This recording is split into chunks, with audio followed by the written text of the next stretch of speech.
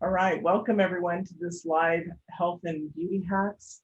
Our guests are coming in 20-minute increments, and it looks like our first guest is not on yet, Lori Hart, and that's okay. So I created this show because I had a miracle healing, and um, it was with breast cancer, and I've had many miracle healings in my life, or several. For some reason, I've been almost pulled off this planet, but it just shows me I have what I have to do, and teaching love is very important. And so I'm not going anywhere.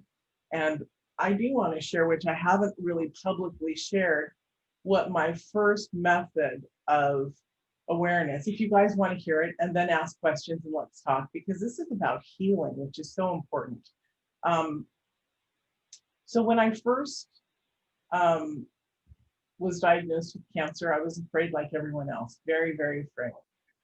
Perhaps not as much as others. I didn't have major anxiety attacks. I did start to have some, closer to the idea of having a mastectomy.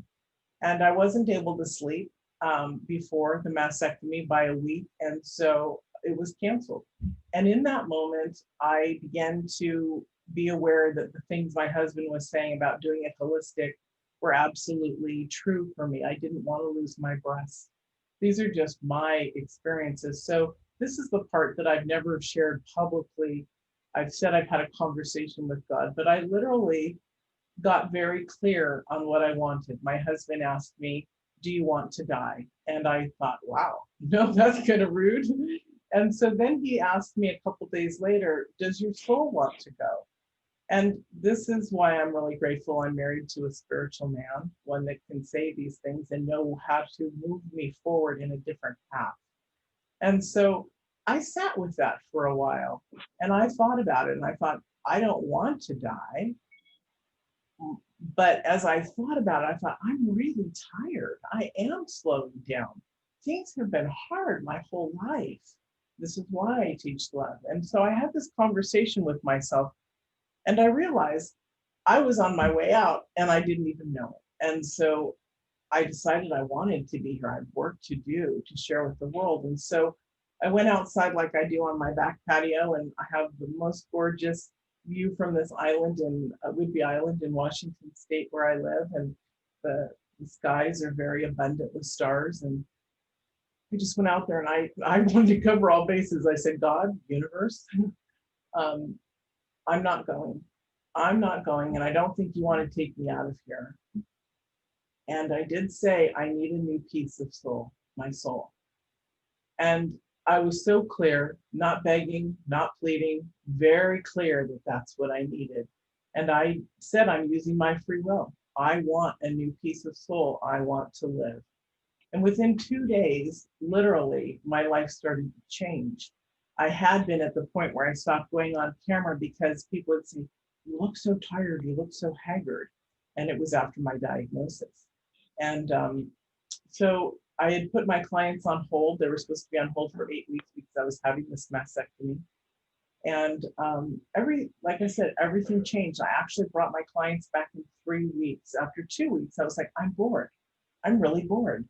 What am I doing? Let me bring my clients back. So I called them all up and I said, hey, I'm actually having this miraculous healing. The tumors seem to be shrinking, and I'm ready to go back to work. So we started 3 weeks later instead of 8 weeks later. And it's been a really beautiful healing. Now, that doesn't mean that I didn't do the physical stuff too. My belief is do no harm. And for me, if I'm able to find other alternatives than chemo or cutting off my breast, now this is an individual choice. I don't want anyone to ever feel like their choice is not important. But whatever choice you make, it has to be of a warrior if you want to heal yourself. And there is healing that does happen going along with chemo and, say, a mastectomy, because what they're doing for you is they're trying their best way to rid it, but we still need to heal our bodies. Even if you go that path, you still need to do holistic stuff to supplement yourself and to bring yourself empowered. It's really, really important. One of our people is coming out of it. So I wanted to share that with you, that it's It's an individual choice. It's an awareness. It's staying clear in who you are. You're an infinite spiritual being. And so when you're clear about your desires, ask with clarity and not fear. Don't beg, don't plead. It's about the directness to the divine, to God, and then you're listening for the answers. And everyone has this ability to heal. They just have to elevate to a specific place or have a commitment. And that's, we all can shift and change. So I have done things like I brought into this, one of our guests that's coming up a little bit early is Simone Valheim. And she was one of the first people that I went to about this. My friend Lori Hart, who's supposed to be on right now.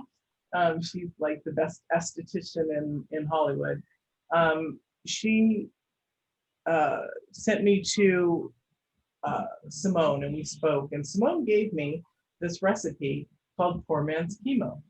And literally, people, my husband included, are like, you're not allowed to have, so I dove into everything in huge research and asked God to show me the way, literally. And that's why everything came up, how to starve the cancer, how to heal my body. And I've looked into other areas of healing, and different diseases in our body need to sometimes be starved because sugar in our body activates the disease and it grows.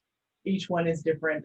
So I literally went on a path to starve my body of sugar. That also means everything. So for me, I'm eating a specific way that I created, that I've done research and found that I'm not allowed to have specific proteins. I can only have fish, which I don't do very often. But I do have all of the broccoli family, all of the green vegetables. I personally have eggs.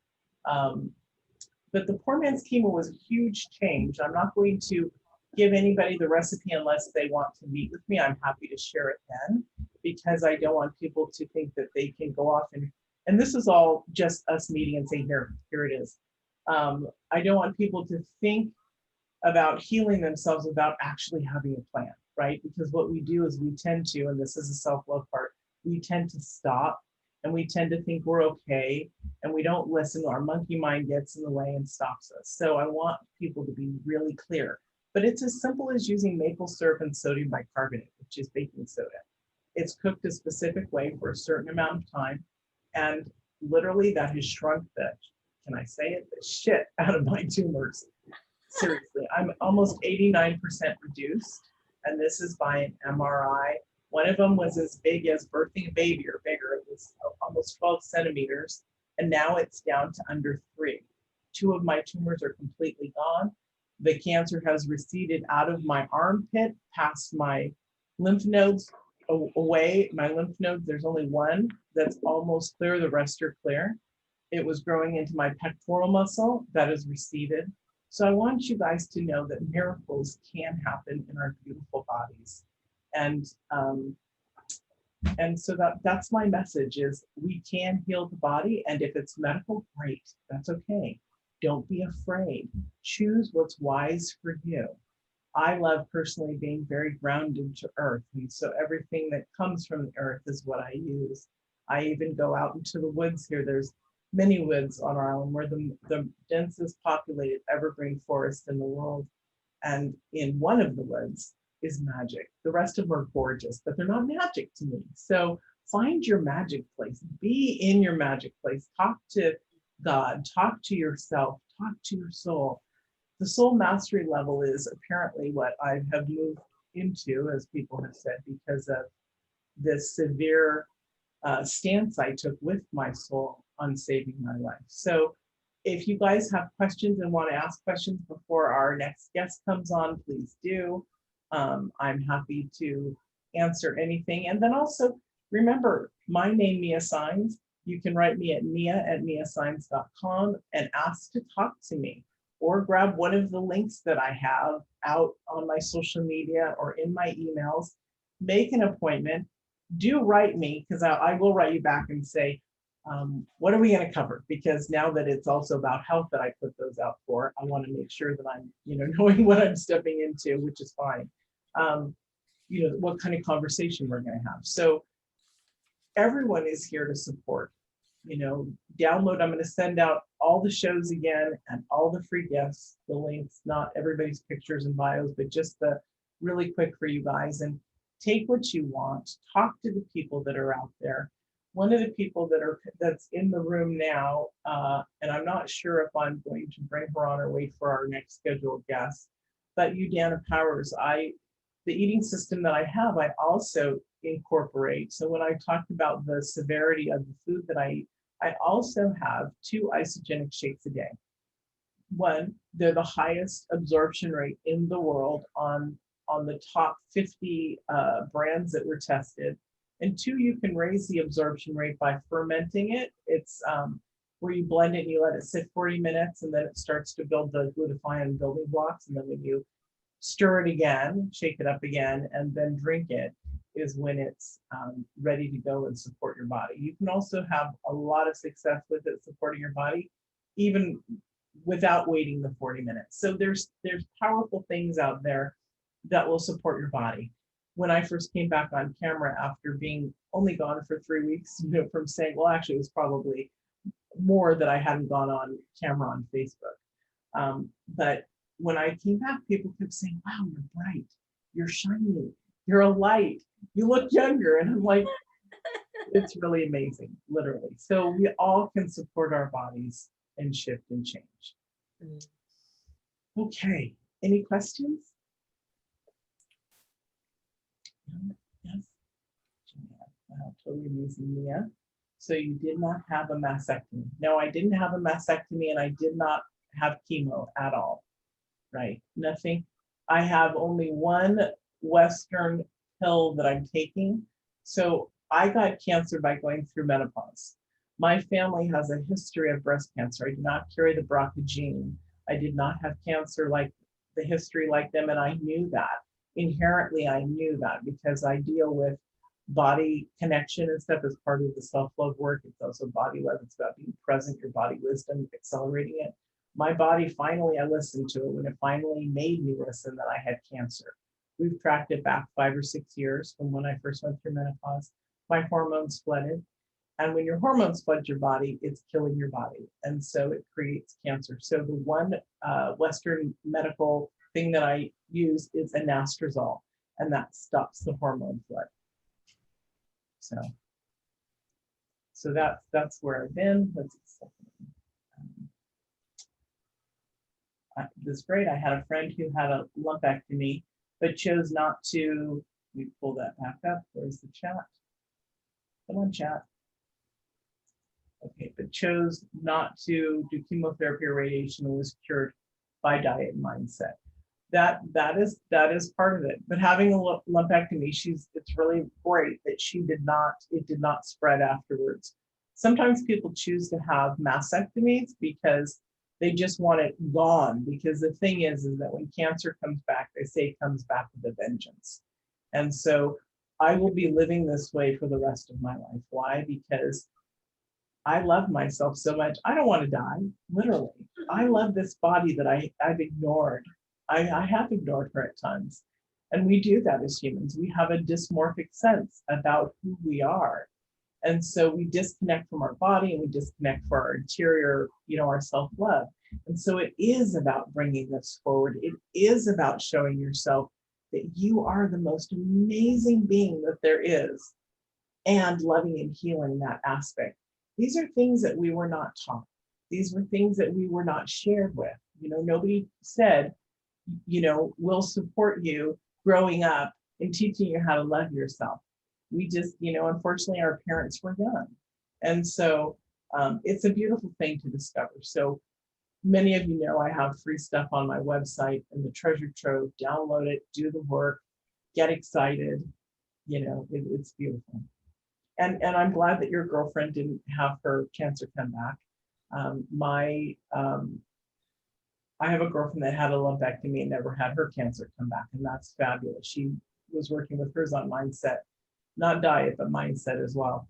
My grandmother is the first and only person I know before myself who actually healed cancer, and then she died 30 years later. So she had breast cancer, but she was a metaphysical practitioner like me.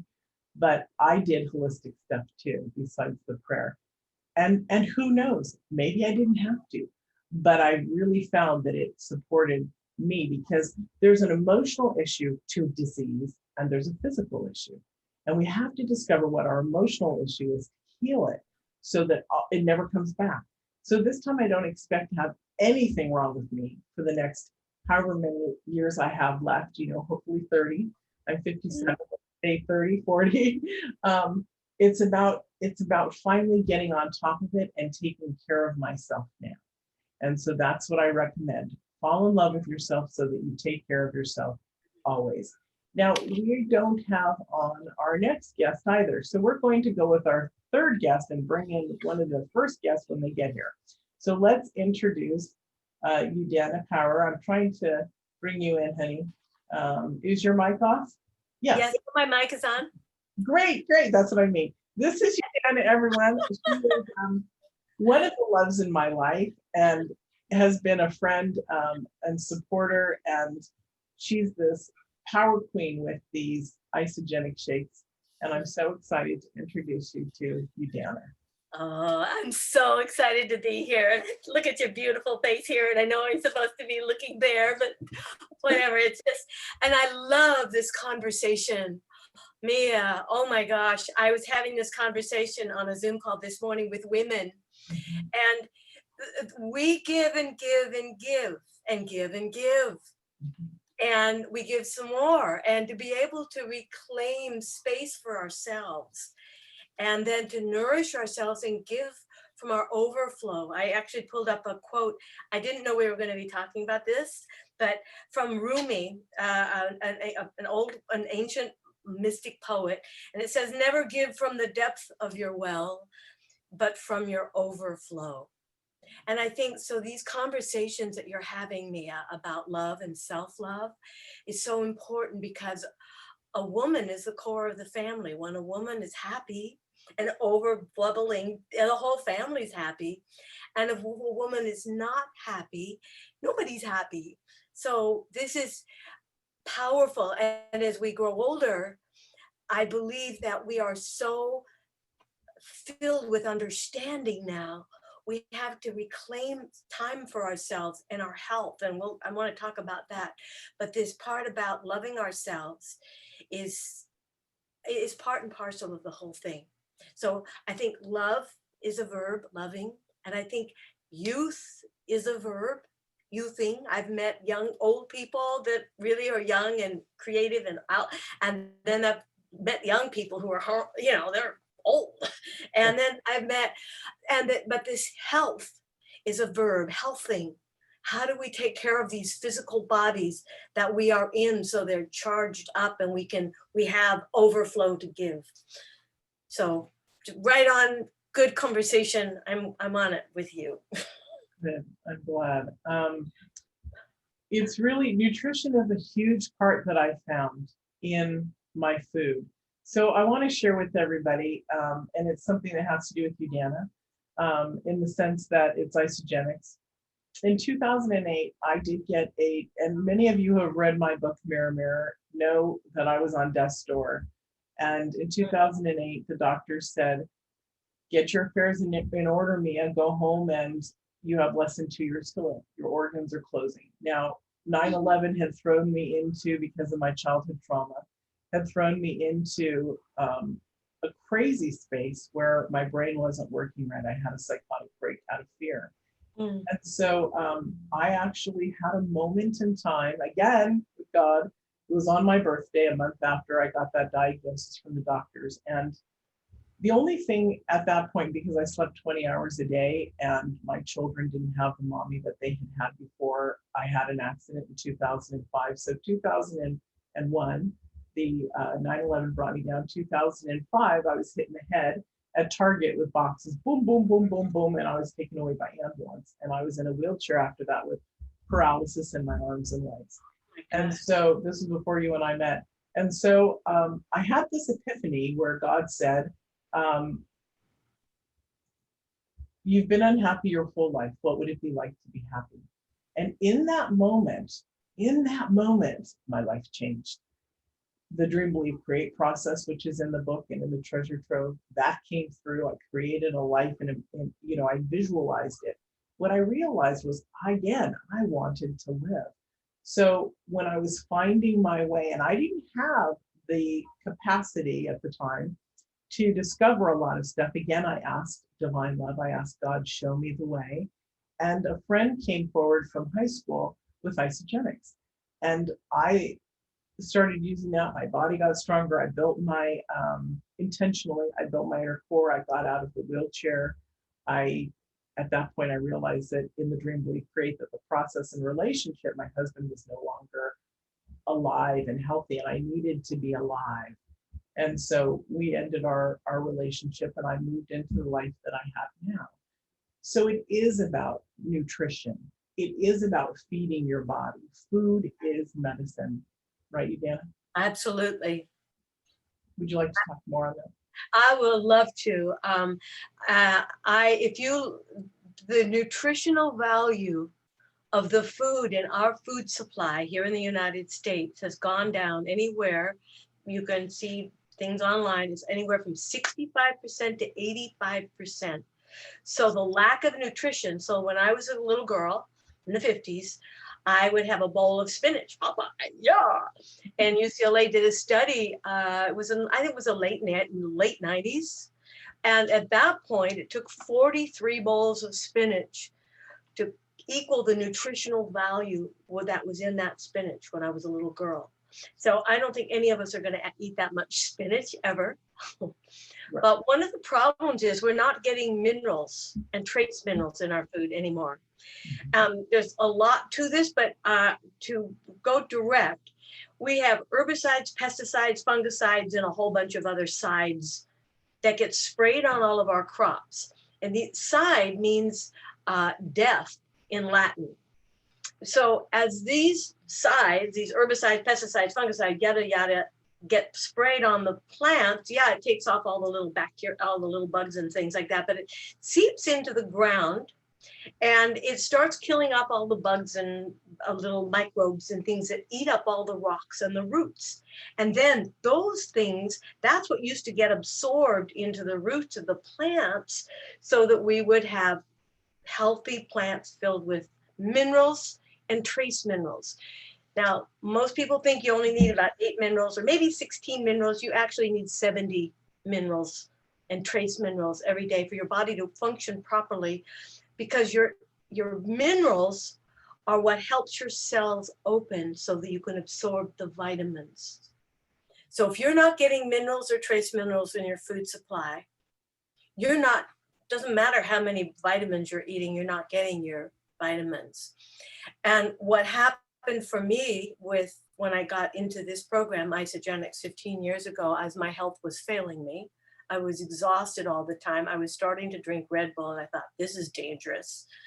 And I said, I got to do something. Now, I also was, very heavy and had to lose some weight. So I didn't understand what this was until I got into it and started feeling great. And then there's another guest that Mia is going to have on her show, a man named Peter Greenlaw, who was educating me about this being a nutritional cleansing program that not only would pull the impurities out of the cells, it would flood all these minerals into your cells. So this point in our lives, the food supply being what it is, the fact that we're living in a forest of fast food restaurants, it's easier to get a hamburger and cheaper to get a hamburger and fries than it is to get an organic apple. We need to be conscious about what we're choosing, because these physical vehicles are amazing, they're miraculous, but we can't be unconscious anymore about just what we're putting in our body, because otherwise things get stuffed up, and you must find a way to get the minerals and trace minerals. Was that too long-winded, or was that enough? Did I answer the question? No, that was enough. Do we have any questions for you, Dana? Yeah. Udana was also an actress. Happy Days, my favorite show. I was a pregnant beatnik on Happy Days. I'm blown away with how dark my hair is. What a fun time. Oh my gosh. Yeah, I did about 200 commercials, you know, there's a lot of TV, and yeah, had a series. And also, just so you know, Udana actually looks a lot younger than her age. You want to share your age? I'll be 76 next month. Oh my God, can we all look like you at 76? With that life, it's beautiful. It's so much fun, yes. Joanne has a message here. It says, I used to use Isagenix, went off and gained double the weight. That's interesting. That's because, you know, I gained my weight back over time, but part of it was because of my hormones. So I wasn't as careful. It's also a mindset, and we have to be at a practice to go forward all the time, right? Mhm. Meaning that if we want to be at a specific weight size, we need to work on it. And if our bodies, as we age, fluctuates and alternates, sometimes our bodies don't have enough. And I know that Simone is going to talk about this, but our bodies don't have enough, and so will Julie McAfee when she gets here. But our bodies don't have enough our bodies shut down from certain ages, like the weight gaining or the losing weight aspect, it starts to die off at age 10. There are different things to do in which to stimulate that along with certain supplements. And so our bodies shift and change over the years. I'm one that has noticed that for sure. So it's not unusual, Joanne, that happened. It just has to be that you then put yourself on a specific way of eating. You know, be aware of how you eat. It's not from the Isagenix that made you do it. It's weight loss period does that. And then we have to still continue on not on that particular diet, but what works for our body, what feels well for us. Is that right for you? Yeah, that's right. And here's another thing though. I was like, we at the very beginning, we were helping people through a 9-day program again and again and again, and in which there are 2 back-to-back nutritional fasting days. You're getting nutrition, but your body's fasting so that it's literally starting to clean down all of this. Was designed to be a cleanse. It was never designed to be weight loss. That's just kind of a byproduct. But I know, we all know that it's easy to start, oh, well, now that I'm lean and thin and feels great, I can have a little bit of this, a little bit of that. And there's sugar in everything. And sugar, Harvard Medical Center has said it's like 4 times more addictive than cocaine. So getting off sugar, and then, oh, I'll have a little bit more, or a little bit of this, or a little bit of that, or white bread, or so I'll have some of those French fries, whatever. We can start going the wrong way. And it's not that that we have to be monks about it, but we do need to get the nutrition in our body so that we can actually, it can function well. Because I know for myself, I write and I'm spending up a lot of time. I need mental, your brain needs 4 grams of glucose every hour in order to operate well.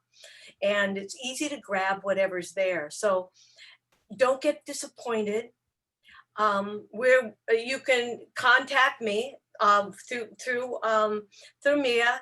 We are getting ready to do whole teams go back what we call the 11-day shred, where we're doing it precisely how John Anderson, the man who created this program, designed it to be. And he designed it not to lose weight. He had been bitten by a brown recluse spider. And just if you don't know what a brown recluse spider does, it'll start necrosis of the flesh. He was bitten on the foot, and the only thing the doctors know how to do is to start gouging out, operating and pulling out flesh, hopefully to stay ahead of that. And he was in the hospital for a couple of months. Operation after operation, they wanted to amputate his foot. Here, John, sign here. We're going to have to amputate your foot. And he said, not on my watch. And he had been a nutritional formulator for over 30 years. And he was known as the Mineral Man, ancient Jurassic minerals. So he developed this for himself, not only to save his foot, but at this point to save his life. And he went home, he had all the money, he had the time, he had the knowledge, he had the resources. He put this program together for himself. And then he went on the protocol, back-to-back 9-day programs for a month.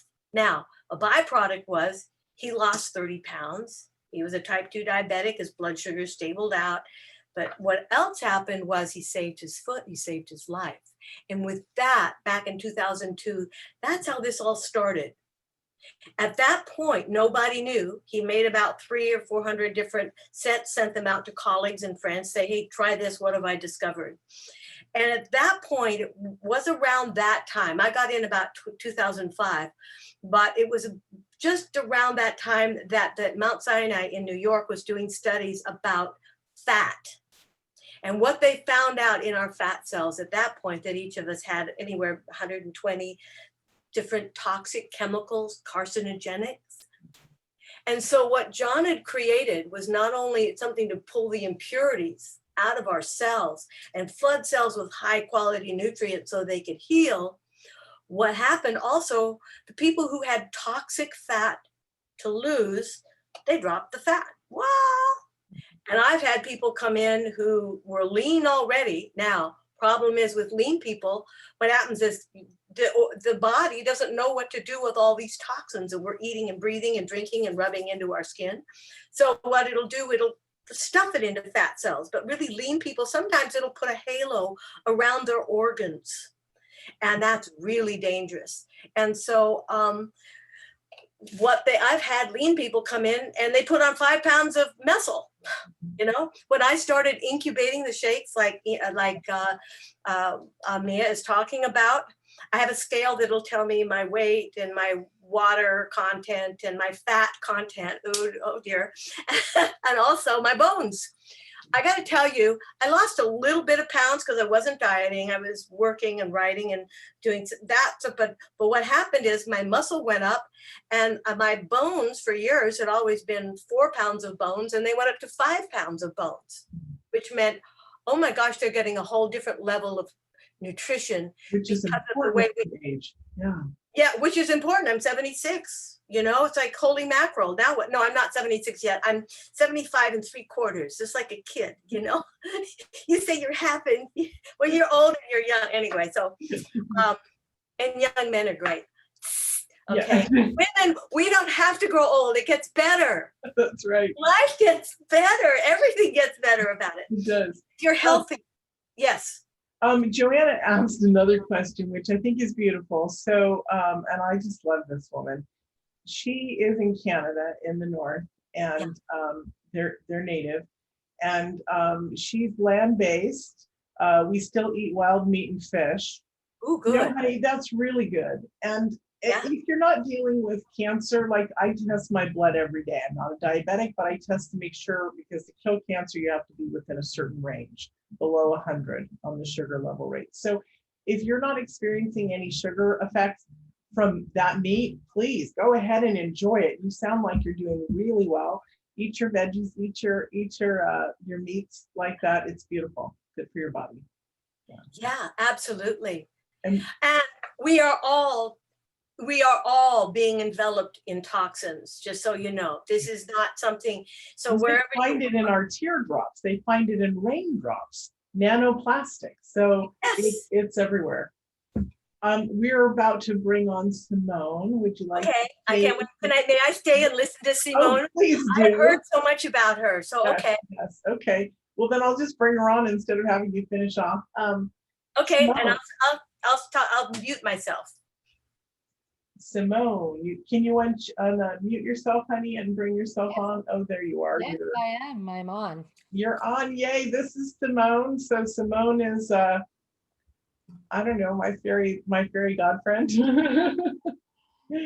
been amazing. Simone, you want to tell them what I told you?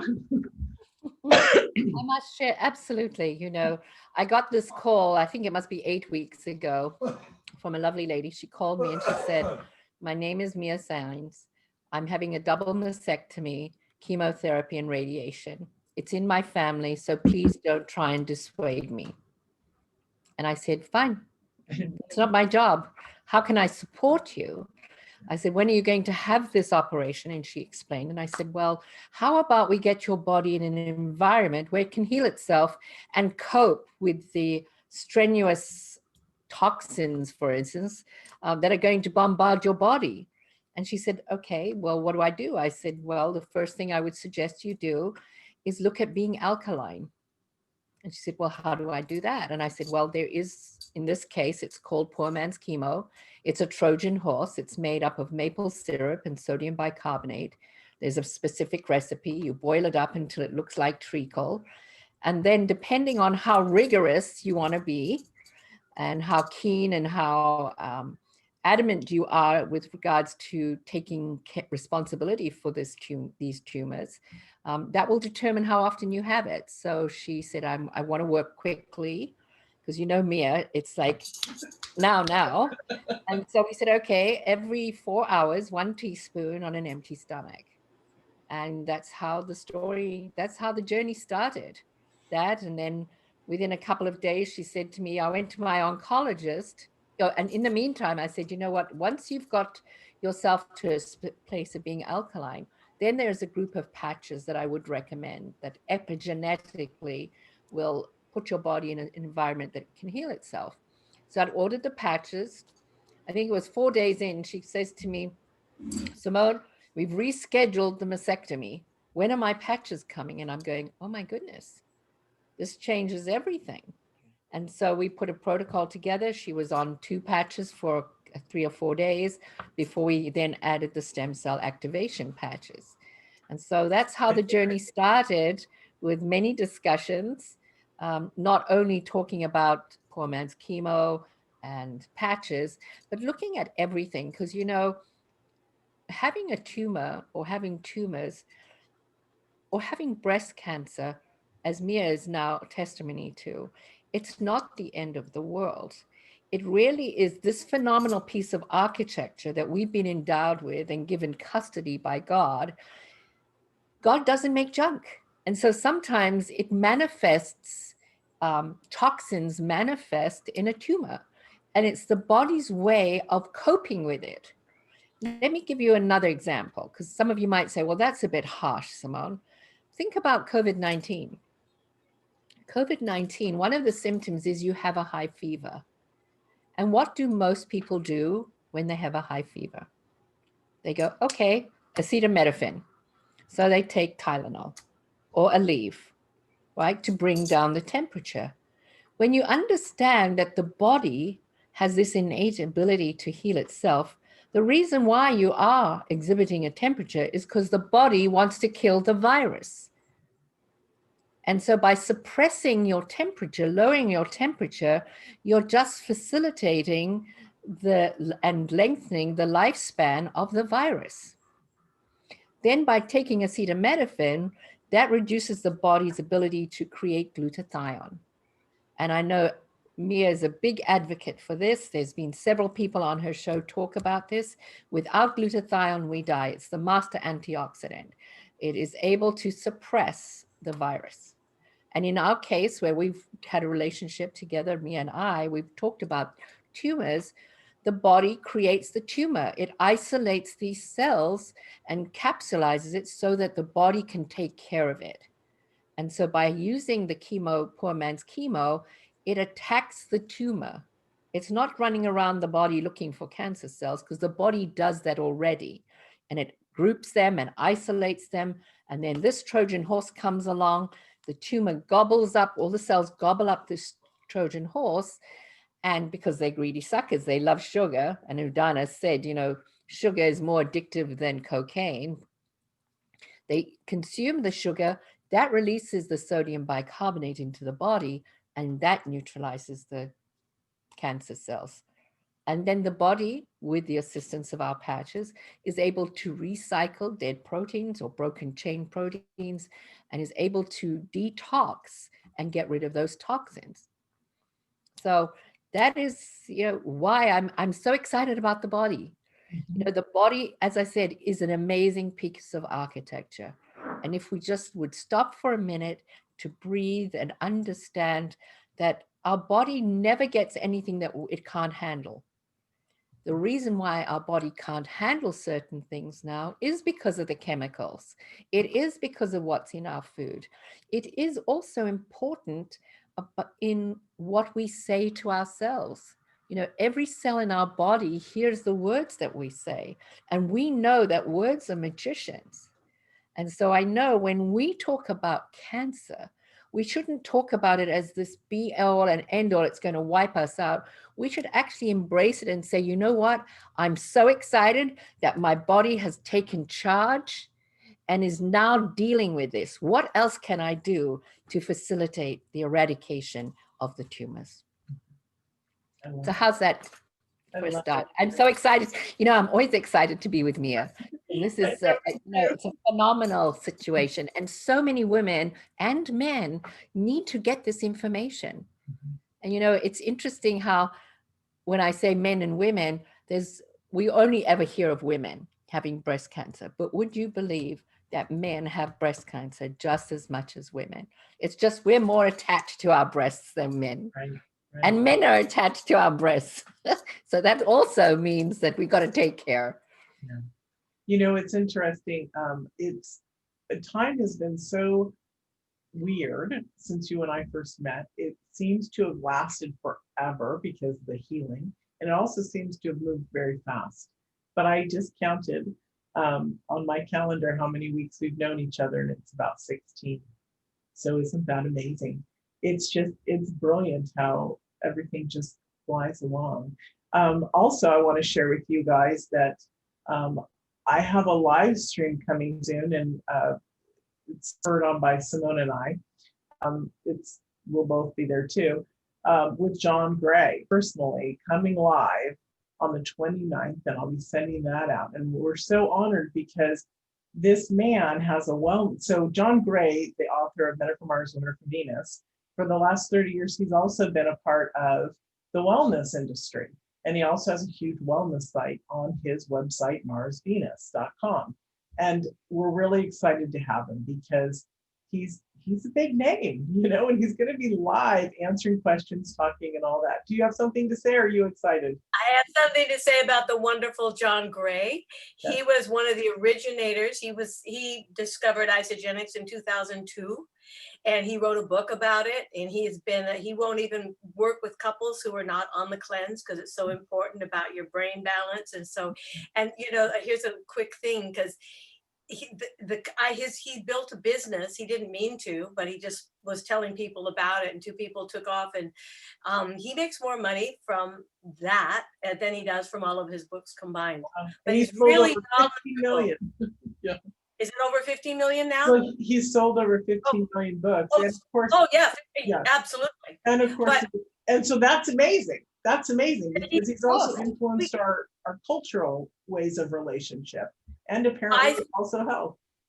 He had a whole line of products in Isagenix. So when you talk to him, he'll probably be talking a lot about cleansing. He probably won't mention the name, but yeah, just had to say that. Well, I said to him, I said, you know, Isagenix, and he said, mine does that too. And I said, Isagenix, and he goes, yeah, that's what I use, but he relabels it or white labels it or whatever it's called.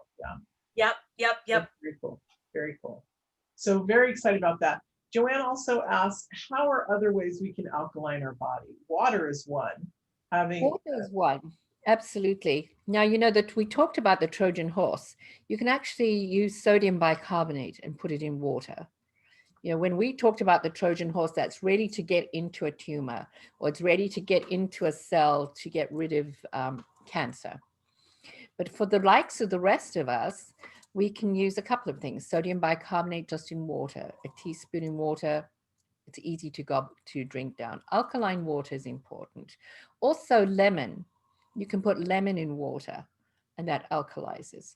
Then celery. You know, when we think of starving cancer and being alkaline, a lot of people talk about juicing, not realizing that juicing used to work. And I say used to work maybe 10, 15 years ago.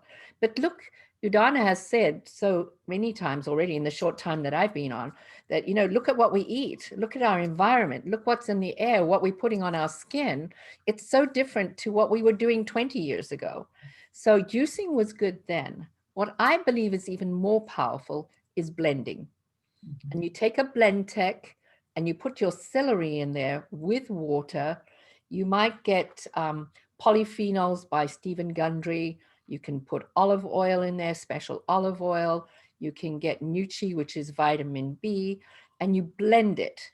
The reason why I say blend it is to get rid of those toxins out of our system, we need fiber. And when you're juicing, you're getting rid of the most important part of the celery. So blending is really important. And then, you know, the other thing that's really important when it comes to being alkaline is to look at what you are eating meat-wise. And I've always said, you know, we've got to be careful about what we eat. Now we have to be careful of what we eat is eating and where they are growing. You know, so a lot of people will say, well, I eat organic grass-fed beef. I go, that's excellent. Now, is that grass-fed, grass-finished, or just grass-fed? And they go, well, why is the difference? Well, because when it's grass-finished, it means they've gone to market, they've not eaten corn. If it's only grass-fed, it means when they prepare the animal, get it fed for and bulked up for market, they feed it corn. And so the very reason why you're eating grass-fed meat is now negated because it's eating corn. And we know we shouldn't eat corn. We shouldn't eat anything that eats corn. There, if we look at the vegetarian side, you know, I have a family member that was diagnosed with Alzheimer's and dementia. And we know that turmeric is a key ingredient that we should be consuming. People don't realize that just eating organic turmeric is not good enough because you need to know where it is grown. What is the soil like? Because turmeric leaches heavy metals from the soil. And so there are a group of farms in northern Florida that actually grow food in a proprietary fashion where they maximize the value, the nutritional value of the soil as it pertains to the food, and they grow food above ground. So if you're looking for turmeric, they're growing it in soil that they've recreated to represent soil from India that is not full of lead and heavy metals. So it goes back to, we really need to know what we're eating. I don't believe we need to follow a specific diet. We don't need to be paleo. We don't need to be keto. What I believe we should do, and I speak for myself only, is we should look at nutrient-dense food. Nutrients are the key because you can eat little food and have massive nutritional value, or you could have a lot of food and have no nutrient value. So if you concentrate on nutrients, because that's what the body wants, the body converts nutrients to energy, to signals, to peptide messaging that enables us to operate efficiently. So alkaline food is important. Vegetables, stay away from fruit because they're heavy in sugar. The only fruit I do recommend is blueberries. And there's a specific way to have blueberries.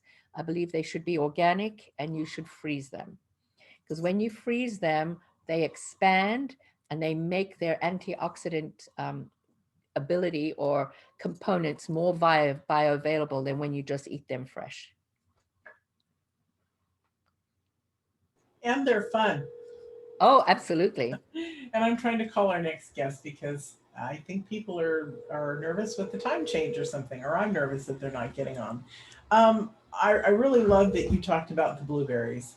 I, I think that that's one of the most wonderful also treats when you freeze it. I have it at night when I want something sweet. I was having a banana because I could track how many sugars and this and that, a small banana, if I wanted it. Now I'm with my blueberries. So I'm glad you brought that up. Yeah, that's beautiful. Lovely. Any questions out there amongst you lovely people? Okay. Anything else you'd like to share, Samantha? Well, you know, I'm excited about being part of your community because now more than ever, those of us that are in this field, we have a huge responsibility, not only to ourselves, to our family, but to men and women at large. You know, we've talked about, or you maybe only know me through my association with Mia and cancer. Something even more detrimental or more persuasive or more out there is Alzheimer's and dementia. Mhm. You know, cancer is only a small piece of the story. Alzheimer's and dementia, I can think of nothing worse than living a long life and not knowing who I am, where I am, and who loves me, and maybe living in a home with a lot of other people that are dribbling. You know, that doesn't sound like a plan for me, because I know that aging is not linear. Aging is cyclical. Our bodies change. We're not the same person we were at a cellular level 10 years ago. So knowing that, we really need to be part of a community that's looking for solutions to enhance our lives. Look at our lifestyle changes. You know, I was talking to somebody today who was telling me that in Genesis 6, God does mention that he's endowed us with the capacity to live to 125 years. So why is it that at 55, we're now classified as a senior? Why? Well, it's because of the allopathic death march. It's about putting us in boxes where when you're 55, you need to now go and have your blood pressure taken and your cholesterol. And they put you on one of those two medications. By the time you're 60, they say, now you need something else.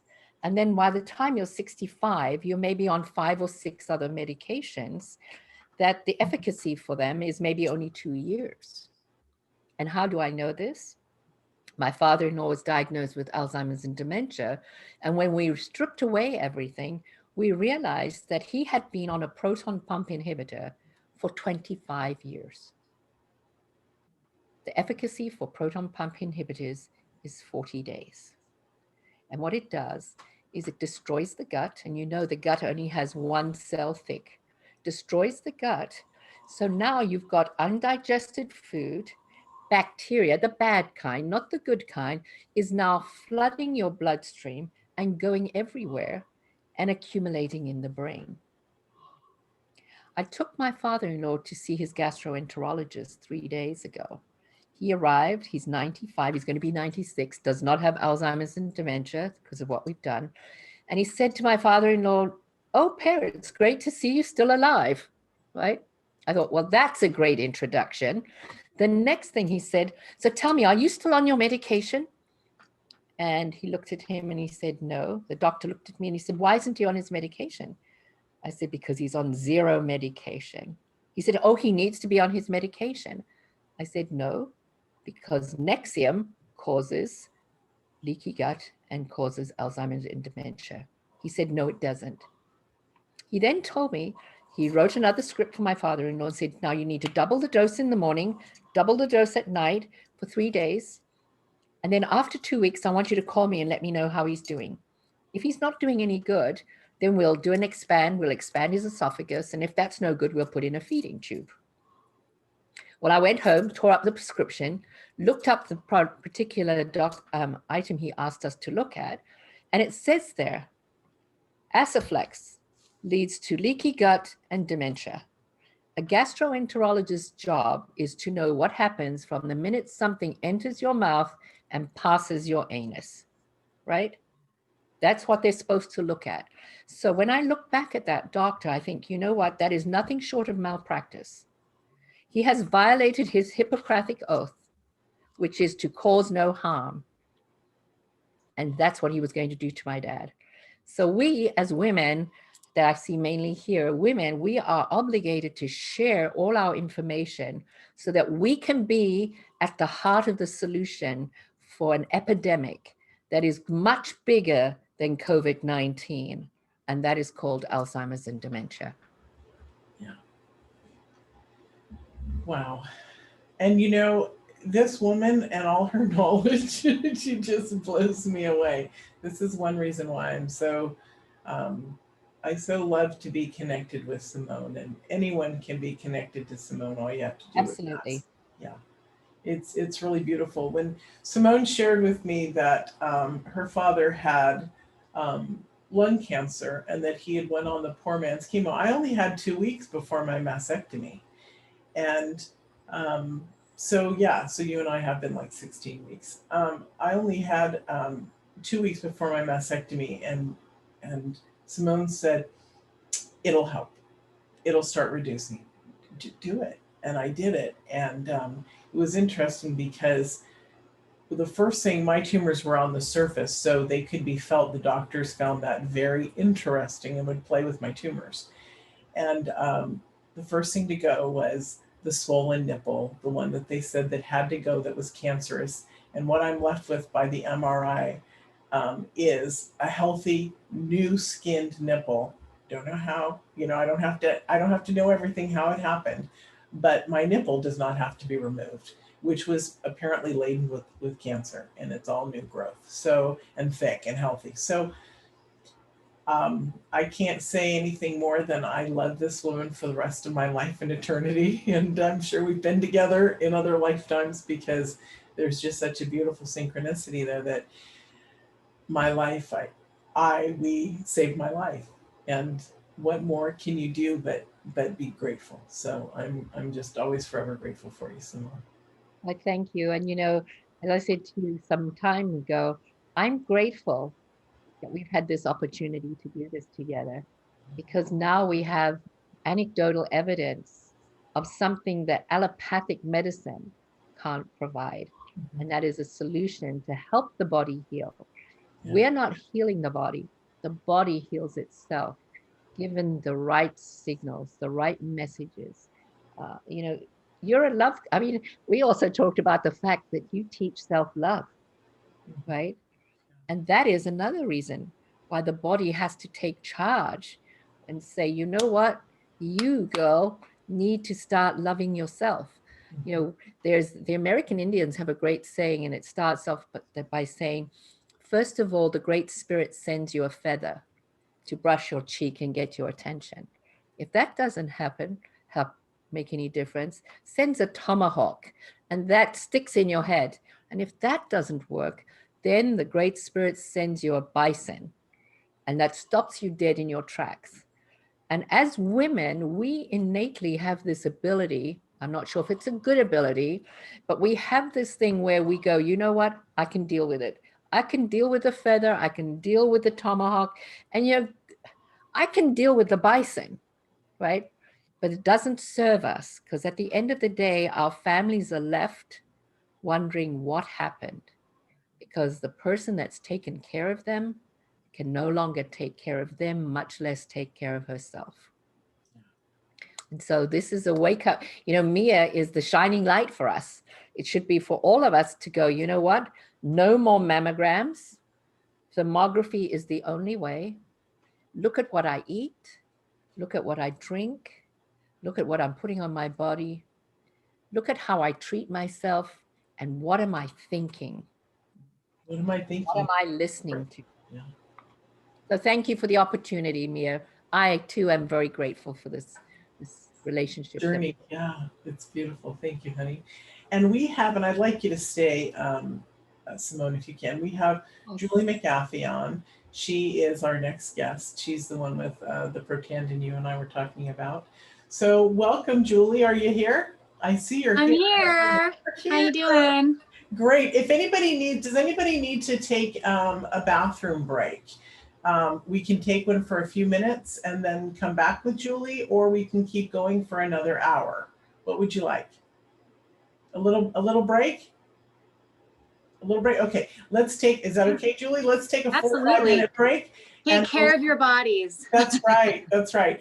And we will see you back here. So it's 5 minutes after or 4 minutes after. Let's get back here by before 9 after. Okay, that would be 5 minutes. All right, see you guys in a minute. I'm going to turn my camera off and my sound, but Julie, if you want to sit there and smile at everybody to let them know, that's awesome. I'll be right back.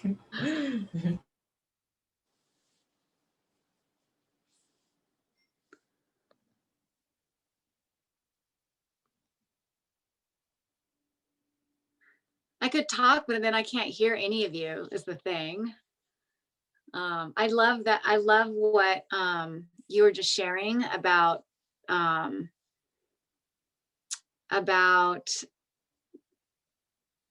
everything matters. And maybe I'm just gonna wait to talk because some of you guys are in the bathroom, so I'll just relax.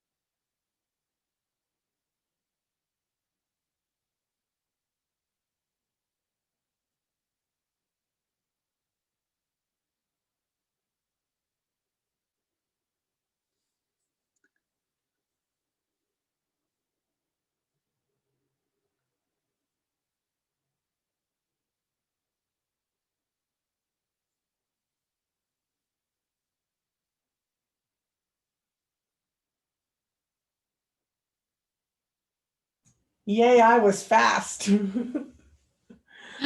Okay, it's so good to see you, Julie. Oh, it's good to be here. I just loved your conversation you were having. Oh, good, thank you. Yeah. That was just so powerful. And should we wait a few minutes? Is everybody back or should? They're not back yet. Okay. I was just thinking that I should have paused it. So but you and I talking here is good because until people come back, Yeah. yeah, everybody's got their cameras off, so they're all stepped away, which is fine and beautiful. You and I need to connect again. Are you I around? know. How's your dog? I haven't even told my son I put her on the pet Yeah. tandem, and she Yeah. is not having issues. I don't let her walk up and down the stairs, but Yeah. she's not having issues at all. And I'm going to talk to him sometime this coming week to let him know that I did put her on it. Yeah. Good. Yeah. I'd love to see, even like a before and after just to kind of see. But before, Um, I'll show you pictures of her. She's not moving, but you can see that she's not happy or well. yeah. And now she's, we're telling her, stop jumping, because she's so excited Right. all the time. Yeah. Yeah. It's what I tell my clients. And I'm like, you might feel really good, but we don't want to break your leg. Right. Right. Exactly. Yeah. And animals actually, Mia, they hold 7 times more oxidative stress in the system than humans. Oh, wow. Interesting. So yeah, because of all that emotional stuff, they just really are so in tune. They hold on to more oxidative stress. So thank goodness there's something for our animals. Yes. I'd love to share the fact that, there's scientific evidence to support what Julie's saying.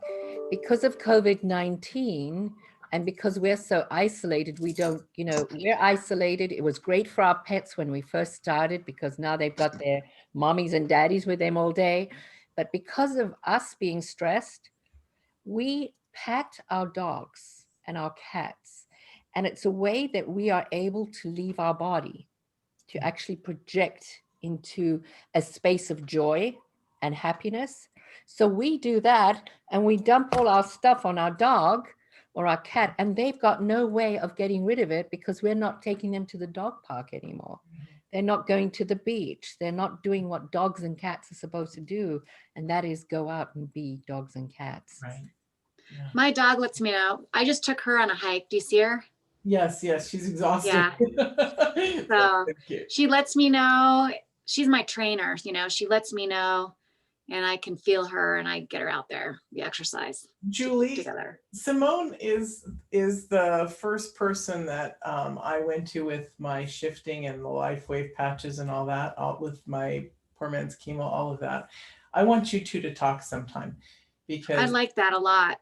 Absolutely. You guys have a lot of stuff similar with the Life Vantage that you're with and the right.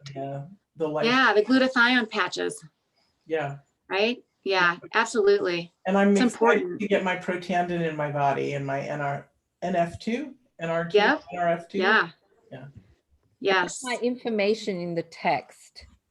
So yes, in the chat, so anybody can contact me. Right, I was going to say that. Sorry, Simone. Simone put in her number for anyone to text for a conversation, a consult.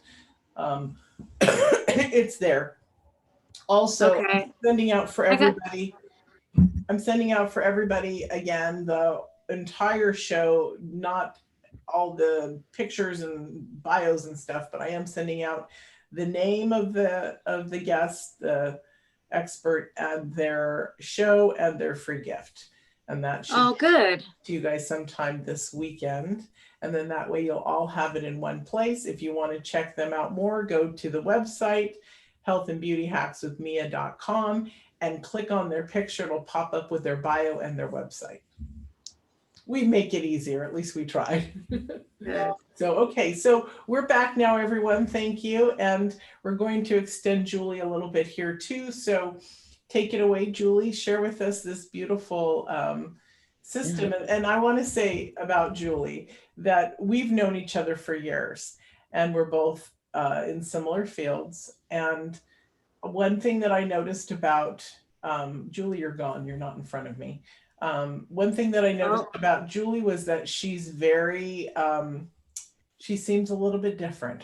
Her, she seems calmer, she seems more at peace, and she seems more attentive. Is that okay to say, Julie? Yes. Yeah. I mean, do you just want to say probably I have a little ADD Well, that's okay. in the past? Yes, in the past. But before we get into Julie, this is the second time, and I'm sorry, Joanne, this is the second time Joanne asked about the mammograms. Okay, and you didn't get one. So there's a different form of a mammogram that Simone, can you turn your mic back on? That Simone had mentioned. One of the doctors that I interviewed, Dr. Nasha Winters, the metabolic approach to cancer. We tried to get her on this today, but she was with doctors. She teaches doctors a metabolic approach to cancer. She was saying that every year she has to get tested because she had cancer. Her tumors are still in her body, just non-active. Simone and I created my tumors not being there, period. They would disappear because I asked her, what happens to my tumors? And she said, your body will absorb it. So that's what's been happening. So what was the name of that type of thermography? Was that it? The breast thermography, you can go in there, they're around the country. It's a phenomenal piece of technology that reads the body, primarily looking at the heat signatures of our body. Because if we're made up of light and energy and particles of light and energy, it stands to reason a couple of things. First of all, our first language is energy. And secondly, energy medicine should be our first port of call. So why not use something that can tap in and visually represent where the body's at and what is happening to the body. A quick little story there is I was in a car accident last year in September, and I hit my face on the side of my seatbelt. And I didn't think anything of it. I didn't want to go and have an x-ray.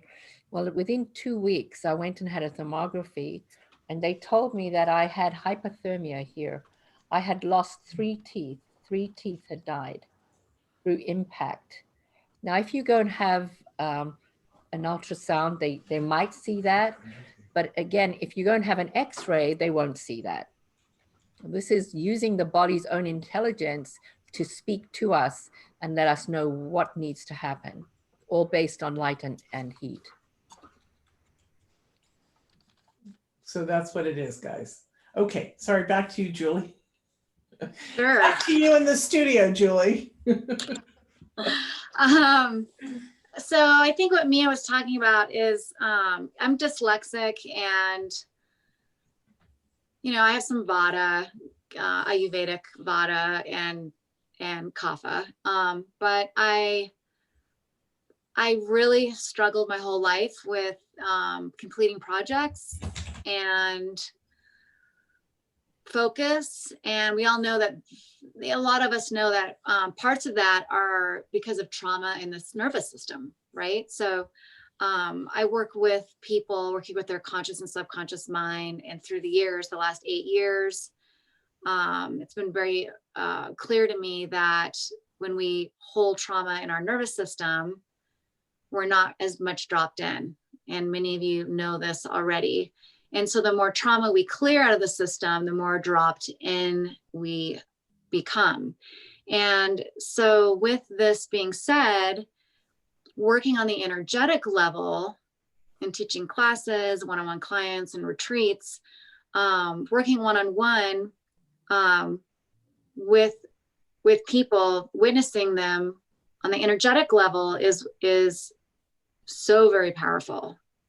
And what I found with these products is, I always go, I'm always like, I eat healthy. I live in, a little ski town. I have good water and clean air, and do meditation. I teach meditation. I do all these things, right? And it wasn't until, and I probably teach all these things because I need it in my life, right? I've become an expert of them because of my old trauma, and that's what Creator's shown me to share with people. But I found out on this product, actually by taking something versus not necessarily supplementing what I'm missing, but by taking this, I'm actually activating, it's bioenergetics, I'm actually activating the wellness within my system on this plane of existence, right? So when we're doing energetic work, we're working on different planes, auric field, energetic fields. On this plane, I'm actually taking something and it's working on my cells on a cellular level, also energetically. And so I had never come across something like this that's affected me, that I can actually take and feel a difference, along with witnessing people's stories on what it's been doing for them. And my son has ADHD, and he vacations with a family, and our spring break's about 2 weeks every year. For the last 5 years, he's gone for 3 spring breaks. And the mom was like, hey, I've noticed that Nash can really focus when he's on caffeine. And so of course I wanted to avoid those caffeinated drinks. And so this company also has that. And I'm almost 50 and I have 0 afternoon slump anymore. So I'm really excited about this, and it's changed my life, and it's supporting people, you know. And we can't say that, you know, I'm not a doctor, but, you know, heart issues and cellular issues and sleeping issues and rehab issues and addiction issues, children focusing, me focusing, energy issues. So flipping the switch on that mitochondria and upping your glutathione by 300% and your sirtuin is wow. So do I want to answer questions, or do you want to hear more? Some people were on break when you and I were chit-chatting. Sure. And I want to share with them that our little baby, who's like 11 years old, the best little thing you could ever have. We rescued her 2.5 years ago, over 2.5 years ago. She was brought up from Mexico by a rescuers.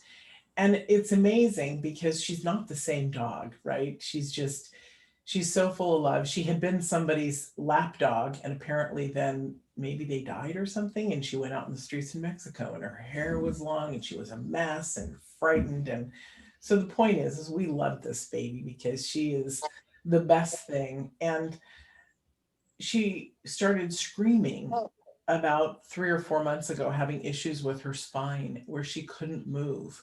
And I took her in about a month ago, or maybe 3 weeks ago, and had her put on steroids. And the doctor said, this will be her demise. This will end up killing her. We do need to put her to sleep when she can't tolerate the pain anymore. And so what do? You're just kind of freaked out about your dog. We carry her everywhere, in and out. So Julie sent me Protandim, which is part of the, this is for dogs. It's part of the Protandim line. And she's been on it for about under 2 weeks, I think a week and a half since it came. And there are no signs of any type of spine injury or anything. She is moving without pain, where even with the steroids, we had to be careful. So this is a beautiful witnessing that I've witnessed just in the dog alone. So I'm excited for my stuff to wake up my mitochondrial and get it activated and all of that. So I just wanted to share with people my experience so far with the dog on it, that it's really remarkable. And I've seen this beautiful woman feeling very much at peace in her own body. Yeah. Yeah. You. Well, thank you. Thank you. I'm glad your pup is feeling better for sure. Yeah. Animals don't lie, right? So, yeah. Yeah. So does anyone have any questions for Julie about this? Because it looks like there was one question, but I didn't read it. It was too quick. I'll read it out loud in the chat. Let's see. I don't understand what she's talking about. Okay. So let's talk about first what the mitochondria is and all of that. Okay. So this is, it's actually a product that is all natural. And so the pharmaceutical industry is not using it because it's all natural. It's Ayurvedic herbs. And some doctors came together and they did tons of research. They put it together, and it made such a huge, and then if you're interested in the product, I'll add a little, I will add a little video. Maybe the video will be sent out when Mia sends out the last email of what the product is, and a short video about it in my email. We'll stick that in there. And so these doctors created this, and it was creating such a huge impact that CSU, CU, Washington State University, American Heart Association, Children's Hospital, CU, Stanford, all jumped on board, and they did peer review studies. There's peer review studies. If you go to peer review studies, it's where people, different groups, not the company, writing about the product. They talk about the product. And so there's all these peer reviews, backed up studies about how it's changing people's lives and what it does. And so what it does is that it decreases. There's a guy who went in, CNBC primetime, which I'm going to show you the link. This guy goes in, he's like, okay, truth or fake?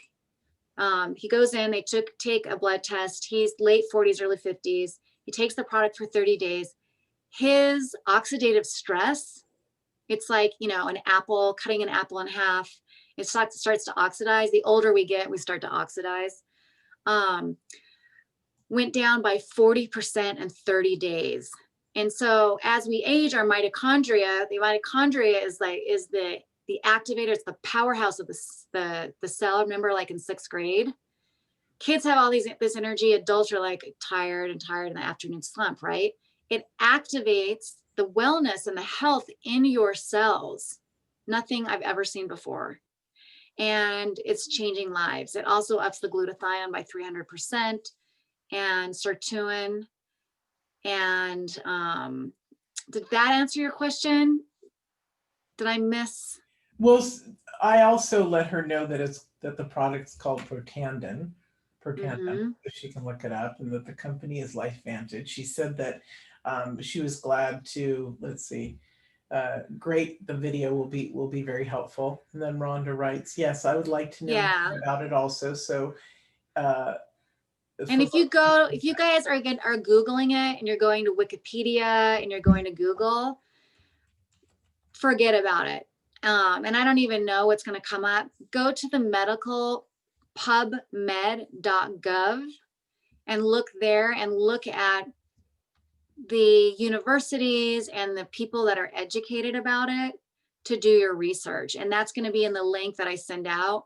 That video will be on there, and you can go to PubMed. It'll tell you how to go to PubMed, and it'll give you more resources. So cool. With all this fake news stuff, I don't even know what's out there. So make sure you get educated information from educated people, right? University, Stanford, highly recommend that. So I will send that. Okay, perfect. Okay, yeah. Thank you so much, Julie. It was really good to have you. If you'd like to stay, we'd love to have you stay. I'm totally gonna stay. I should have been on earlier because I would have loved what Simone had to say. I was like, what? Well, tell me more. It's gonna be she'll be on at 12, so 40 minutes in. When I send this out today, she'll be in 40 minutes in on the talk, so you can hear her thing. Great. So our next, thank you so much, Julie. Thank you, everyone. Julie. Okay, so next up is Barry Selby. Barry happens to be I was gonna say male Mia. That sounds funny. Barry is all about praise. Hey, Barry. So Barry's been a very good friend for almost 10 years. We both are in the same industry. I love that he works with people on the emotional aspects. I love that he works with women on self-love. I love that he champions women into leadership. He's a very special person to me. He's also a metaphysical practitioner, which we don't have very many of those in this world like me. So I'm like, I love him for that too. So Barry, welcome. I'm so glad you're here. Oh, and also Barry's my partner in our Bellamy Publishing Company. So there is that. I apparently like the man. He's a he's a great friend, very, very close friend of mine. So yeah, take it away, mister. I remember our branding was very similar too, because you were the passion muse, I was passion consultant. That's right. That's right. Yeah, 10 years ago, we were like, we had the same branding and everything, male and female. It was funny. Yeah. So thank you for having me, by the way. I'm so glad you're here. Yeah. So what is the, do I talk for a while? Do I? Well, sure. So you were on the, you were on your talk about beauty from the inside out also, and how we discussed the emotional issue. So here on the show, we talked earlier about that each disease has an emotional issue attached, and that self-love also is a proponent for healing, because we're putting ourselves first in all those aspects. So if anything like that sounds groovy, ladies, you can ask lots of questions if you want, you know. Sure. Let me throw something on the table first that I know from my experience. As you said, I'm a metaphysical practitioner. I also have a master's degree in spiritual psychology. And along the journey, I've really understood how we're not just physical beings, to put it bluntly. And the fact that we have an interplay or a integration between our physical, mental, and emotional expressions is the understanding. When we figure that out, I should say, when we understand that, we recognize that one affects the other two. In fact, two affects the other one. It's like whatever you do, there's going to be impacting the other levels. So if you don't take care of all three levels, that one thing that you fix won't actually have any traction. Like I talked about this in my talk about, if somebody decides to drop some weight, they lose like a significant amount of weight, like 25 pounds they were carrying around for 30 years. What happens, and they've done research on this, that they said that something like 94% of people who lose significant weight will put it back on or more within 5 years. The reason being is because the emotional mental baggage tied to that weight hasn't been resolved. Mm-hmm. The weight may be gone, but all the stuff that put it in place is still there, which means it sort of magnetizes the weight back in again. So when we have physical ailments, oftentimes, and this is another thing I remember learning a long time ago, is that pain isn't something to kill. Pain is a messenger to listen to. Mm-hmm. When we have something happen to us, yes, it can be painful, literally. It's not comfortable. But if we do the work to say, okay, so what's this pain telling me? What is going on? Because they're symptoms, they're indicators, they're clues about what's really going on. Because oftentimes that pain is an outward expression of something deeper that we haven't resolved. So it's important to recognize that our body is an extremely intuitive, intelligent, and wise feedback system for our expression of life. So in my work with my clients, although it's usually around relationship and love, oftentimes we start diving into the heartbreak and the emotional pain that's being carried around that is stopping them expressing themselves on a human level. So it's tying all the human, physical, mental, emotional levels together. So that's my favorite part of my work. I love that. And it's very valuable and viable and everything else with a V to do this, because you know me, I get off. I've noticed that I get off on one letter, and I'm like, viable, victorious, whatever. This is really important, because what we found, you knew right away about my diagnosis, because we're close and we are also business partners. So it was very important to find that emotional aspect. I'm not sure if you reminded me of it. You might have, if it was one of our other friends, but literally when somebody, I wanted to smack them, when they said, what's the emotional reason? I'm like, damn it. So it is very important. And we can take this aspect that Barry's talking about into every part of our life, not just disease, but into feeling better, into feeling more joyous, into elevating our womanhood, our masculinity. If you're a man, your maleness. I don't know if that's a word, maleness, I just made it up. Who you are, you can elevate that into your life as well. So yeah, and that's the thing is that, you know, intuition, which is normally portrayed as a feminine skill, though men can develop it when we do the work. Intuition really is the same thing, is that tuning into that inner frequency. And it's funny, I've actually been exploring human design for the last couple of years, which is a fascinating exploration, by the way. There's things about what we talk about as our authority, what we're based upon. And I discovered through looking at my own human design chart that I'm an emotional authority means I've got to trust my gut. I've got to trust how I feel about something, which I always did. But now I've had reference say, that's what I'm supposed to do, which is actually half the population should be doing that. So when we're busy thinking things out and rationalizing and make decisions based on what we think is right, if we don't check in with our feelings, we're not guaranteed to get the results we want. So it's important that we do listen to ourselves. Again, our body is an amazing vehicle for communication. So when we listen to those aspects of ourselves intuitively, emotionally, we know when it's true or not. We know that, so say, you get that sort of something like it rings a bell or it clunks, like it does resonate or it doesn't resonate. So it's important to understand that we have opportunities that we may have missed, not erased, but missed, so we go back to them again. So it's important for us, I think, to really spend more time listening to ourselves as a resource, because we can be guided more effectively. You have a question here or a statement. Okay. It's from Rhonda. I like what Dr. Berry is saying. Dr. Berry, I love that. My husband has suffered with shingles now going on 7 weeks. It's affected his mentality. Listening to this has helped. That's lovely. So she finds that what you said was very, very helpful.